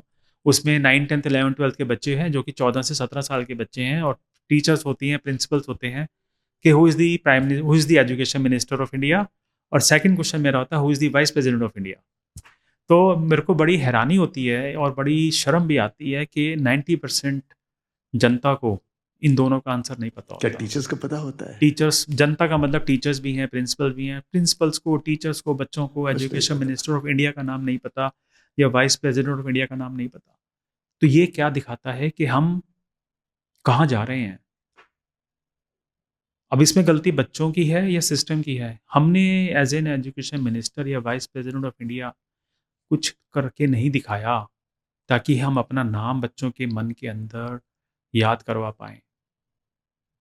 तो इसका दोष पूरे सिस्टम को है और पूरे ही एजुकेशन सिस्टम को है, क्योंकि मैं एजुकेशन डिपार्टमेंट की ही बात कर सकता हूँ। आप भी 22 साल से एजुकेशन में हैं, मैं भी 26 सालों से एजुकेशन में हूँ। हम लोग बहुत अच्छे एजुकेशनलिस्ट हैं जो आज इस पॉडकास्ट पे हैं। समझ सकता हूँ आपकी बातों को मैं। तो दुख होता है ये जान। बहुत दुख होता है। हम दिल्ली का नाम इंद्रप्रस्थ करेंगे या अयोध्या का नाम प्रयागराज करेंगे या इन्हीं चीज़ों में लगे हुए हैं, हम अपना फोकस हटा चुके हैं। राजीव, आपने कहा माफिया है एजुकेशन के अंदर, करप्शन है एजुकेशन के अंदर, तो लॉ तो है ही है, तो ग्राउंड पे लॉज इंप्लीमेंटेड क्यों नहीं है? सर, लॉ भी है और लॉ को तोड़ना भी आता है सोसाइटी को। एग्जाम्पल दीजिए कोई। अब एग्जाम्पल मैंने आपको जैसे बताया, ईडब्ल्यूएस है। ईडब्ल्यूएस का लॉ ये है कि आपका एडमिशन एक पर्टिकुलर स्कूल के अंदर हो गया है, लेकिन वो इंफॉर्मेशन सोशल मीडिया के ऊपर है। अब मैं आपको एक केस बताता हूँ। बहुत ही पॉपुलर केस हुआ दिल्ली का। बहुत ही पॉपुलर स्कूल है जिसमें लॉ था लेकिन उसको एग्जीक्यूट ही नहीं किया गया, या लॉ था उसको तोड़ दिया गया। बाईपास कैसे? बहुत प्यारा सा केस, उसकी न्यूज़पेपर हेडलाइंस में रहा वो केस कई साल तक। ईडब्ल्यूएस से रिलेटेड केस था वो। क्या था? कब की बात है ये? ये बात है 5 साल पहले की। अच्छा, कोविड से पहले की? कोविड के बाद की बात है। चलिए, 2021-22 की बात है। हाँ। बहुत पॉपुलर स्कूल है साउथ दिल्ली का, और पेरेंट जो हैं वो रहते हैं नॉर्थ दिल्ली में। ओके। और स्कूल है साउथ दिल्ली में। तो एडमिशन उन्होंने वहाँ पे पॉसिबल था नहीं अपने आप आना 100 पॉइंट सिस्टम की वजह से, पर उन्होंने क्या किया, पेरेंट ने फर्स्ट चाइल्ड का एडमिशन कराने के लिए उन्होंने उस स्कूल के पास जे क्लस्टर जो होती है, जो कि जोपड़ी क्लस्टर, वहाँ पे अपना एड्रेस बनवा लिया। बच्चे की एडमिशन के लिए अपने आप को EWS कोटा में डाला और अपने आप एड्रेस को चेंज, झुग्गी झोपड़ी का एड्रेस दिखा दिया, एड्रेस चेंज कर लिया और वो बच्चे को एडमिशन करा लिया। ठीक है जी, ये अभी 5 साल पहले की बात 5 साल पहले की बात है। हाँ। उस बच्चे का एडमिशन हो गया। Then, जब वो अपना सेकंड चाइल्ड का एडमिशन कराने के लिए गया तो बाय मिस्टेक उसने अपना ओरिजिनल एड्रेस लिख दिया जो कि नॉर्थ दिल्ली का था। ओ आप क्या कहना चाहते हैं कि पहले का जो एडमिशन था पहले बच्चे का पहले का एडमिशन तो उसने कराया अपने स्कूल के पास जो साउथ दिल्ली थी, जे क्लस्टर का साउथ दिल्ली में। सेकंड बच्चे का एडमिशन कराने के लिए उसको नहीं ध्यान रहा होगा किसी कारण से, उसने अपना ओरिजिनल एड्रेस दिखा दिया क्योंकि उसको पता था कि मेरे बच्चे का एडमिशन सिबलिंग कोटा से हो जाएगा, तो मेरे को और कुछ डोनेशन वगैरह देने की जरूरत नहीं है, कुछ और कोई गड़बड़ी करने की जरूरत नहीं है। प्रॉब्लम ये हुई जब उस पेरेंट ने, वेरी लर्नड पेरेंट ने, जब अपने सेकंड बच्चे के एडमिशन कराने के बाद ट्रांसपोर्ट फैसिलिटी मांगी स्कूल से, तो जब सिस्टम के अंदर आया कि पहला वाला बच्चा जो है वो तो जे कॉलोनी का है, वो तो अपने स्कूल के पास का है, ये दूर का है, ये क्या कॉलोनी में रहता है, और इस सेकंड वाला जो चाइल्ड है जो कि उसका छोटा ब्रदर है वो नॉर्थ दिल्ली का है, तो क्या पेरेंट ने अपना ट्रांसपोर्ट एड्रेस चेंज कर लिया है? तो जब पेरेंट को बुलाया गया, जब वहाँ पे जाके ये पूरा माफिया एक्सपोज हुआ कि उसने बहुत ही वेल टू डू फैमिली के माँ बाप ने EWS का सर्टिफिकेट बनवाया एडमिशन कराने के लिए एक पर्टिकुलर स्कूल के अंदर साउथ दिल्ली में, और उसको एक्सपोज हुआ जब उसने सेकंड बच्चे का एडमिशन कराने के लिए ट्रांसपोर्ट सुविधा मांगी। तो EWS का जो ये नेक्सस है कि जो EWS वाली सीट के लिए माँ बाप किस हद तक जा सकते हैं एक पर्टिकुलर स्कूल में जो उनको कराना है, कितना उसमें इन्वॉल्वमेंट रहा होगा, कितना करप्ट माइंड रहा होगा, कितने सिस्टम के अंदर लूप होल्स हैं। अब लूप होल ये था कि क्या एक जो नॉर्थ दिल्ली में पेरेंट रहता है जिसने अपना एड्रेस चेंज कराया, तो उसके लिए उसने बहुत सारे डॉक्यूमेंट्स भी बनवाए होंगे, आधार कार्ड भी बनवाया होगा, कोई पासपोर्ट में चेंज कराया होगा, राशन कार्ड बनवाया होगा, या कुछ भी बनवाया होगा प्रूफ दिखाने के लिए, तो सारा लॉ को उसने मैनिपुलेट किया। तो ये करप्शन जो स्टार्ट हुई एक 3 साल के बच्चे के एडमिशन से स्टार्ट हुई थी। अब उसके एवज में दोनों बच्चों को स्कूल से ब्लैकलिस्ट कर दिया गया। ओह, तो बच्चा कहाँ गया फिर? उसके बाद बच्चा मुझे नहीं पता कहाँ गया, लेकिन उसके पिताजी के ऊपर अब काफ़ी लीगल स्कूल ने भी और गवर्नमेंट ने भी केसेस किए हुए हैं। अब वो कहाँ स्टेटस है मुझे नहीं पता। ये है कि लॉ है लेकिन लोग उसके 10 और रास्ते निकाल लेते हैं, जो रास्ते निकाल लेते हैं। जितने पॉइंट्स लॉ के अंदर हैं उतनी लूपहोल्स लॉ में लोग तलाश करने के लिए बैठे हैं, तो वो उसका भी एक अलग सिस्टम चलता है। राजीव, मेरे टाइम में स्कूल और कॉलेज की टोटल पढ़ाई थी 16 साल की, ये 19 साल की कब से हो गई है? ये क्या है? 3 साल कैसे बढ़ गए? एक साल तो मेरे टाइम में बढ़े थे, अब से करीब 40-45 साल पहले 2 साल और कैसे ही, यानी कि बच्चा जब वो स्कूल से बाहर निकलेगा तो 22 साल का होगा। जी, हमारे टाइम पे स्कूल 14 ईयर्स का होता था। हाँ। और कॉलेज ग्रेजुएशन 3 साल की होती थी। अब जो मेरे टाइम में 13 साल का स्कूल था। अब जो न्यू एजुकेशन पॉलिसी आई है उसमें स्कूल 15 साल का हो गया है और कॉलेज की ग्रेजुएशन 4 साल की हो गई है। तो 19 साल का बच्चा पढ़ता है स्कूल और कॉलेज में, और 3 साल का बच्चा एडमिशन कराता है, तो 22 साल का बच्चा ग्रेजुएट होकर निकलता है और उसके बाद भी उसको नहीं पता करना क्या है।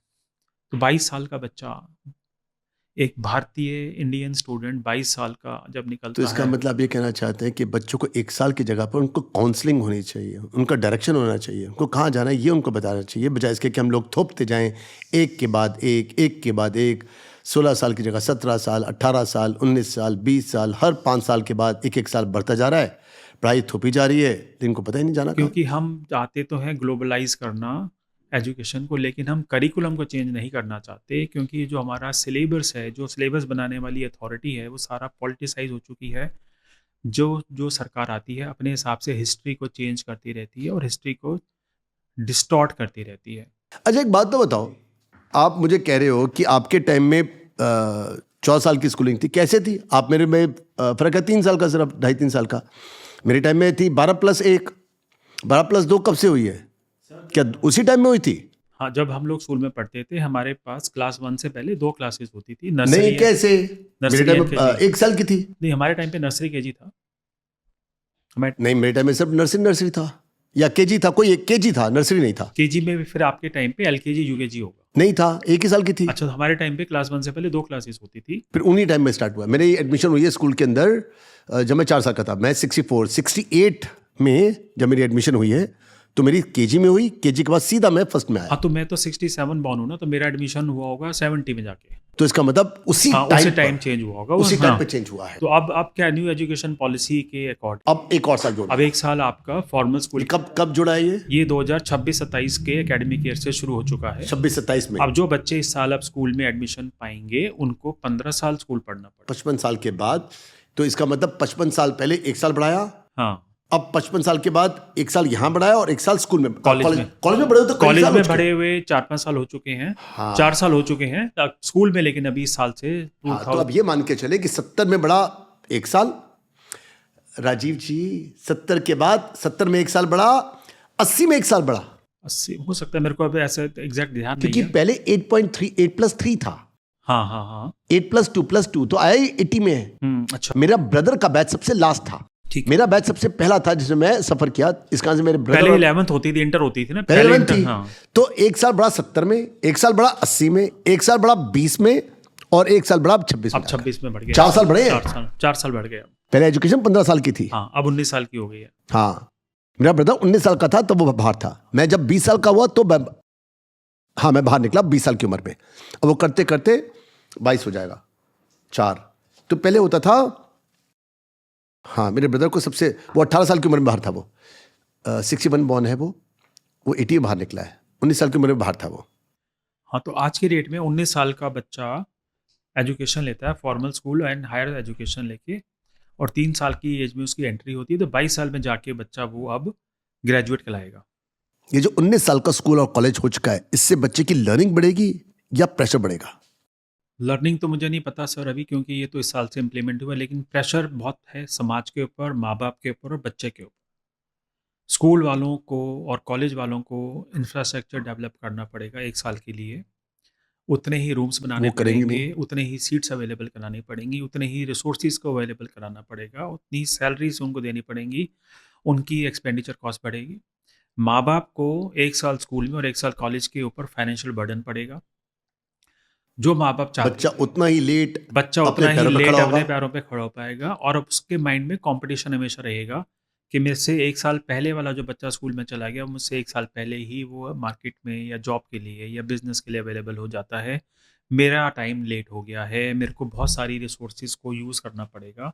Learning outcome I don't know कब आएगा इसका, लेकिन सबसे पहले तो जो इमीडिएट इसका जो इफेक्ट आया है वो आया है financial and mental stress on the total system of the. तो लर्निंग नहीं है, प्रेशर है। ये लर्निंग का मुझे अभी आइडिया नहीं है, क्योंकि अभी जो करिकुलम जब तक नहीं आएगा इसका 15 साल का स्कूल एजुकेशन का, अभी तो सुनने में सिर्फ ये आया कि हमने एक साल ऐड कर दिया है स्कूल को क्लास 1 से पहले, और केजी जो 1 साल की होती थी अब 2 साल की हो गई है। अब उसकी वजह से पब्लिशर्स को किताबें नहीं निकालनी। तो 1970 में एक साल बढ़ा। हाँ। मेरे टाइम में सिर्फ 1 केजी था, फिर उसके बाद केजी और नर्सरी डाला 1970 में।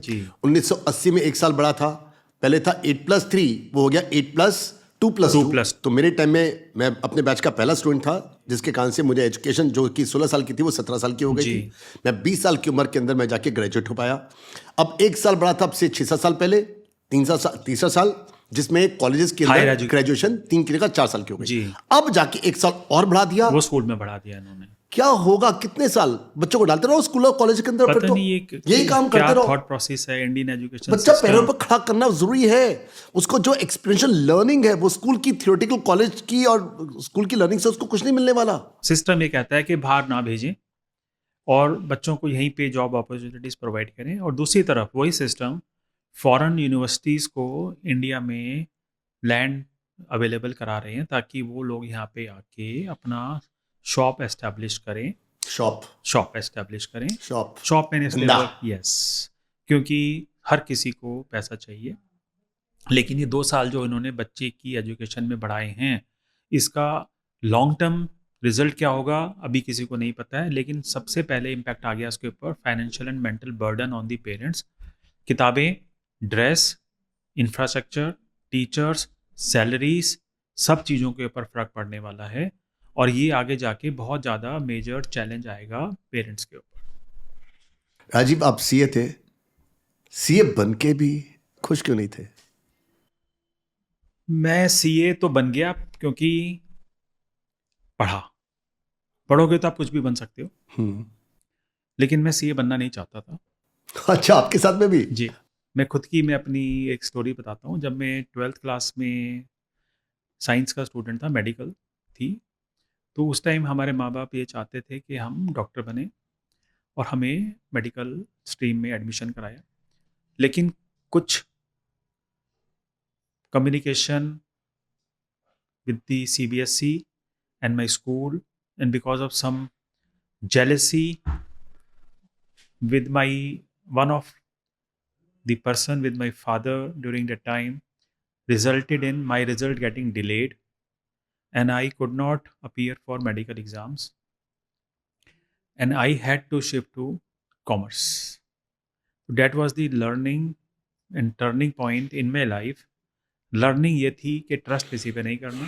ओ ओ ओ ओ कोई ओ, दोस्त ओ, नहीं ओ, होता लाइफ के ओ, अंदर। 17 साल की उम्र में मुझे लर्निंग मिल गई कि आपका कोई दोस्त नहीं होता और ट्रस्ट किसी पे नहीं करना चाहिए। टर्निंग पॉइंट इसलिए था क्योंकि मुझे मेडिकल स्ट्रीम से सीधा कॉमर्स स्ट्रीम में जाना पड़ा, जो कि मेरे लिए बहुत बड़ा चैलेंज चैलेंज था। था। जब मैं बीकॉम ऑनर्स करने के लिए दिल्ली यूनिवर्सिटी में एंटर किया, एक साल तो मुझे यही समझ नहीं आया कि अकाउंट्स का ए और कॉमर्स का सी क्या होता है।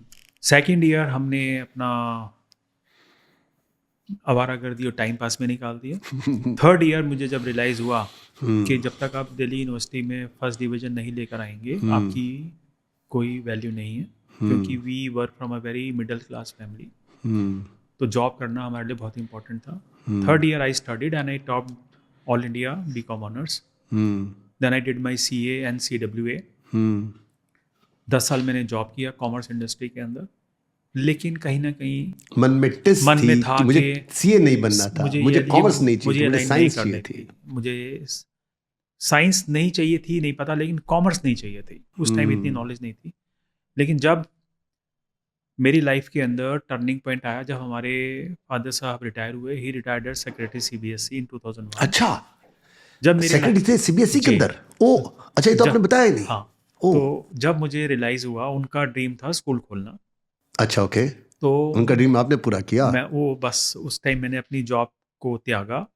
मैं ऑडियंस को बता दूं, इनके 5 स्कूल हैं और कितने बच्चे हैं आपके पास टोटल? अभी इन पांच स्कूल तो हमारे छोटे वाले हैं, इसमें 1000 बच्चे हैं। हाँ, जो रोहिणी में सीनियर सेकेंडरी स्कूल है, वो छोटा ब्रदर देखता है संजीव, वहाँ पे भी 1000 बच्चे हैं। ओह अच्छा। और एक अपना फैमिली बिजनेस है रचना सागर पब्लिकेशन हाउस, ठीक है, ऑल ओवर इंडिया प्लस। हाँ, वो तो मैं जानता हूँ। तो जब पापा रिटायर हुए, उनका ड्रीम था उस टाइम एक स्कूल खोलना। तो मैंने अपनी सर्विस इंडस्ट्री से रिजाइन किया और पापा के सपने को पूरा करने के लिए मैं स्कूल इंडस्ट्री में सेटअप हुआ। और 2004 से लेके 2011 तक मैं स्कूल को चलाता रहा। लेकिन 2011 में मेरी जिंदगी के अंदर एक बहुत बड़ा टर्निंग पॉइंट आया, बताया भी था मुझे। जब मुझे कॉन्सेप्ट मिला मल्टीपल इंटेलिजेंस का, कि आप क्या हैं और आप क्या बन सकते हो और आप क्या नहीं बन सकते हो, सब आपकी फिंगर्स के ऊपर है। सब भगवान आपको बना के भेजता है। आप अपनी टैलेंट्स और अपनी स्ट्रेंथ्स और अपनी कैपेबिलिटीज को समझ जाएंगे तो आप अपनी जिंदगी को जीना शुरू कर देंगे। 90% लोग अपनी जिंदगी को काट रहे होते हैं, they exist, they don't live. कुछ आपकी और मेरी कहानी एक जैसी है। तो 2011 में ये थ्योरी ऑफ मल्टीपल इंटेलिजेंस आई, जिसमें ये प्रूव होता है कि आप मल्टीपल इंटेलिजेंट हैं, आप बहुत कुछ कर सकते हैं। दुनिया में इतनी नॉलेज है कि आपको यही नहीं पता कि आपको क्या नहीं पता। I don't know that I don't know what I don't know. इतनी नॉलेज है वर्ल्ड के अंदर। तो जब आप उसको एक्सप्लोर करना शुरू करते हैं तो आपको पता चलता है कि ये तो मैं इसी चीज़ के लिए बनाऊँ। वहाँ से मेरी लाइफ चेंज हुई और मैं 2011 से लेके आज 2026 15 साल हो गए हैं। मैंने PhD किया मल्टीपल इंटेलिजेंस के ऊपर और मैं आज अच्छा, आपने मल्टीपल इंटेलिजेंस के ऊपर PhD भी किया है? हाँ, कब किया आपने? ये 2018 में मैंने किया। हाँ, तभी आपके नाम से पहले डॉक्टर है। और अब मैं अपनी ज़िंदगी को बहुत अच्छे से जी रहा हूँ।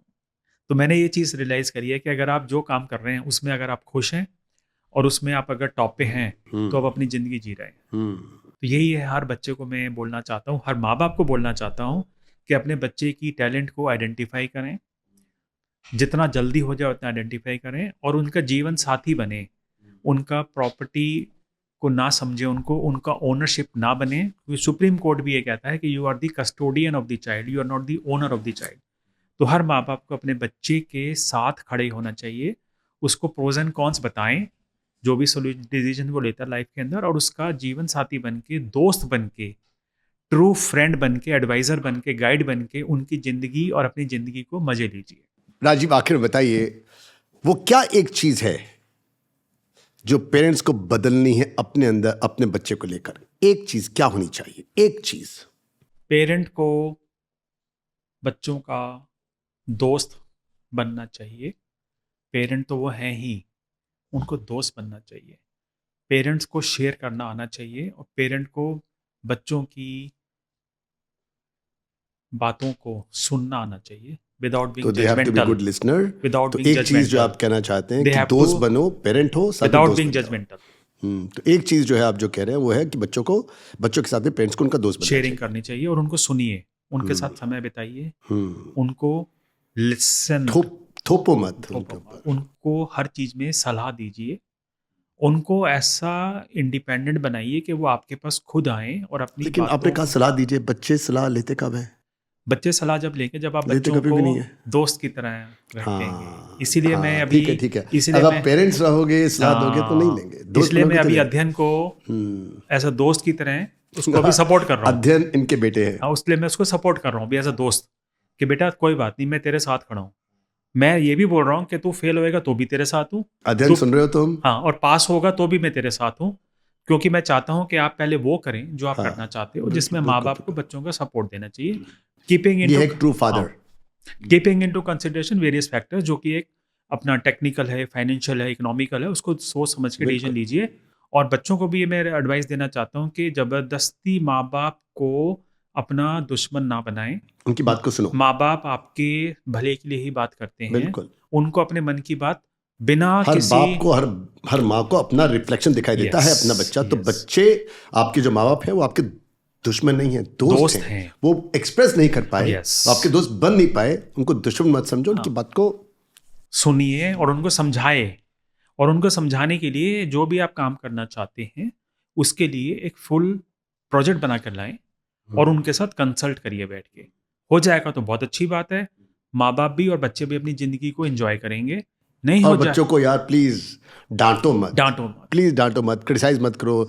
देखो वो शर्मा जी का बच्चा देखो कितना आगे बढ़ गया, शर्मा जी के बच्चे ने ये कर लिया, गुप्ता जी के बच्चे ने ये कर लिया, अग्रवाल जी के बच्चे ने ये कर लिया। ये मत करो यार।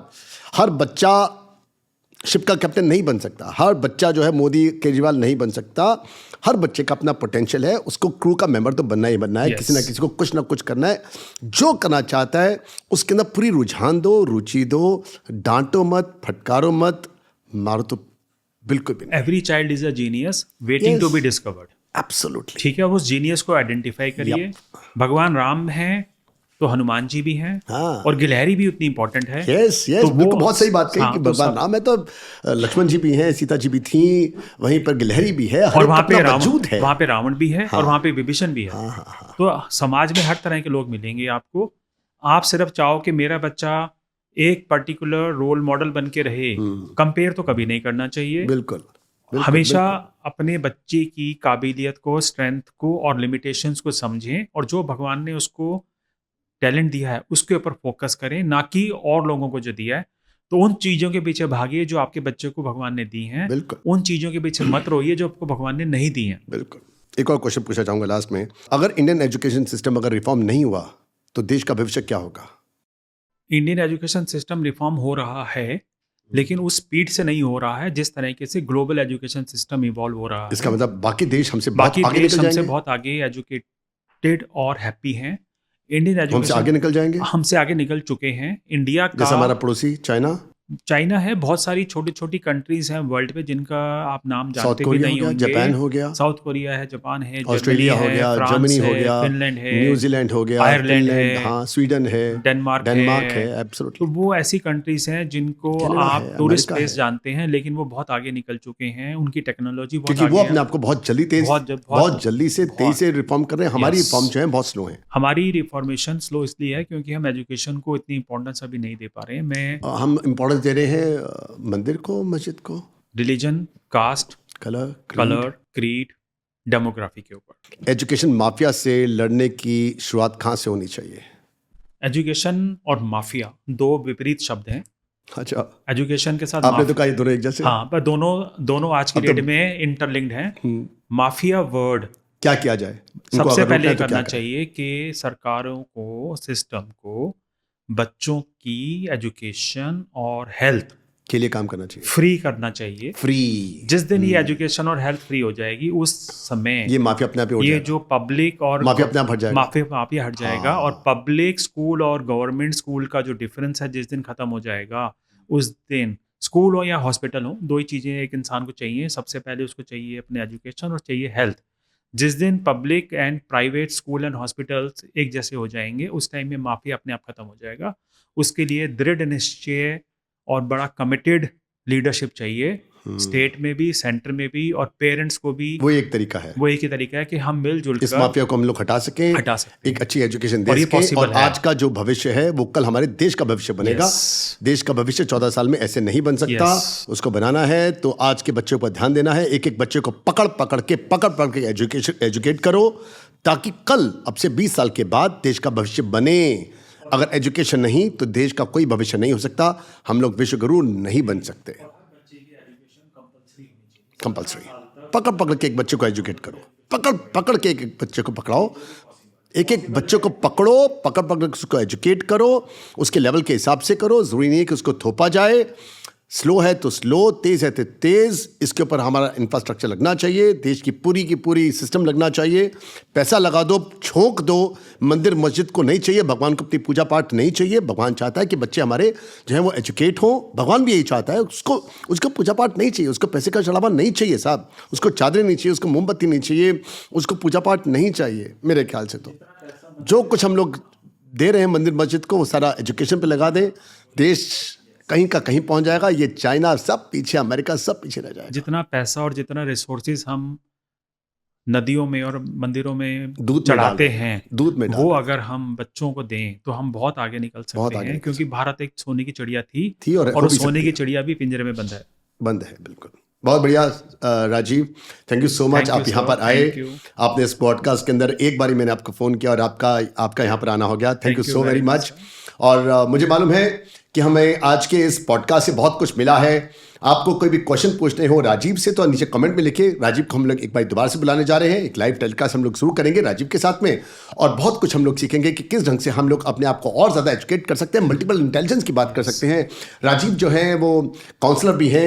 अगर आपको अपनी या अपने बच्चे की, अपने भाई बहनों की कोई भी काउंसलिंग करानी हो करियर से लेकर के, आप राजीव से बात कर सकते हैं। जाते जाते मैं एक लाइन देना चाहता हूँ for everyone, be educated, be happy.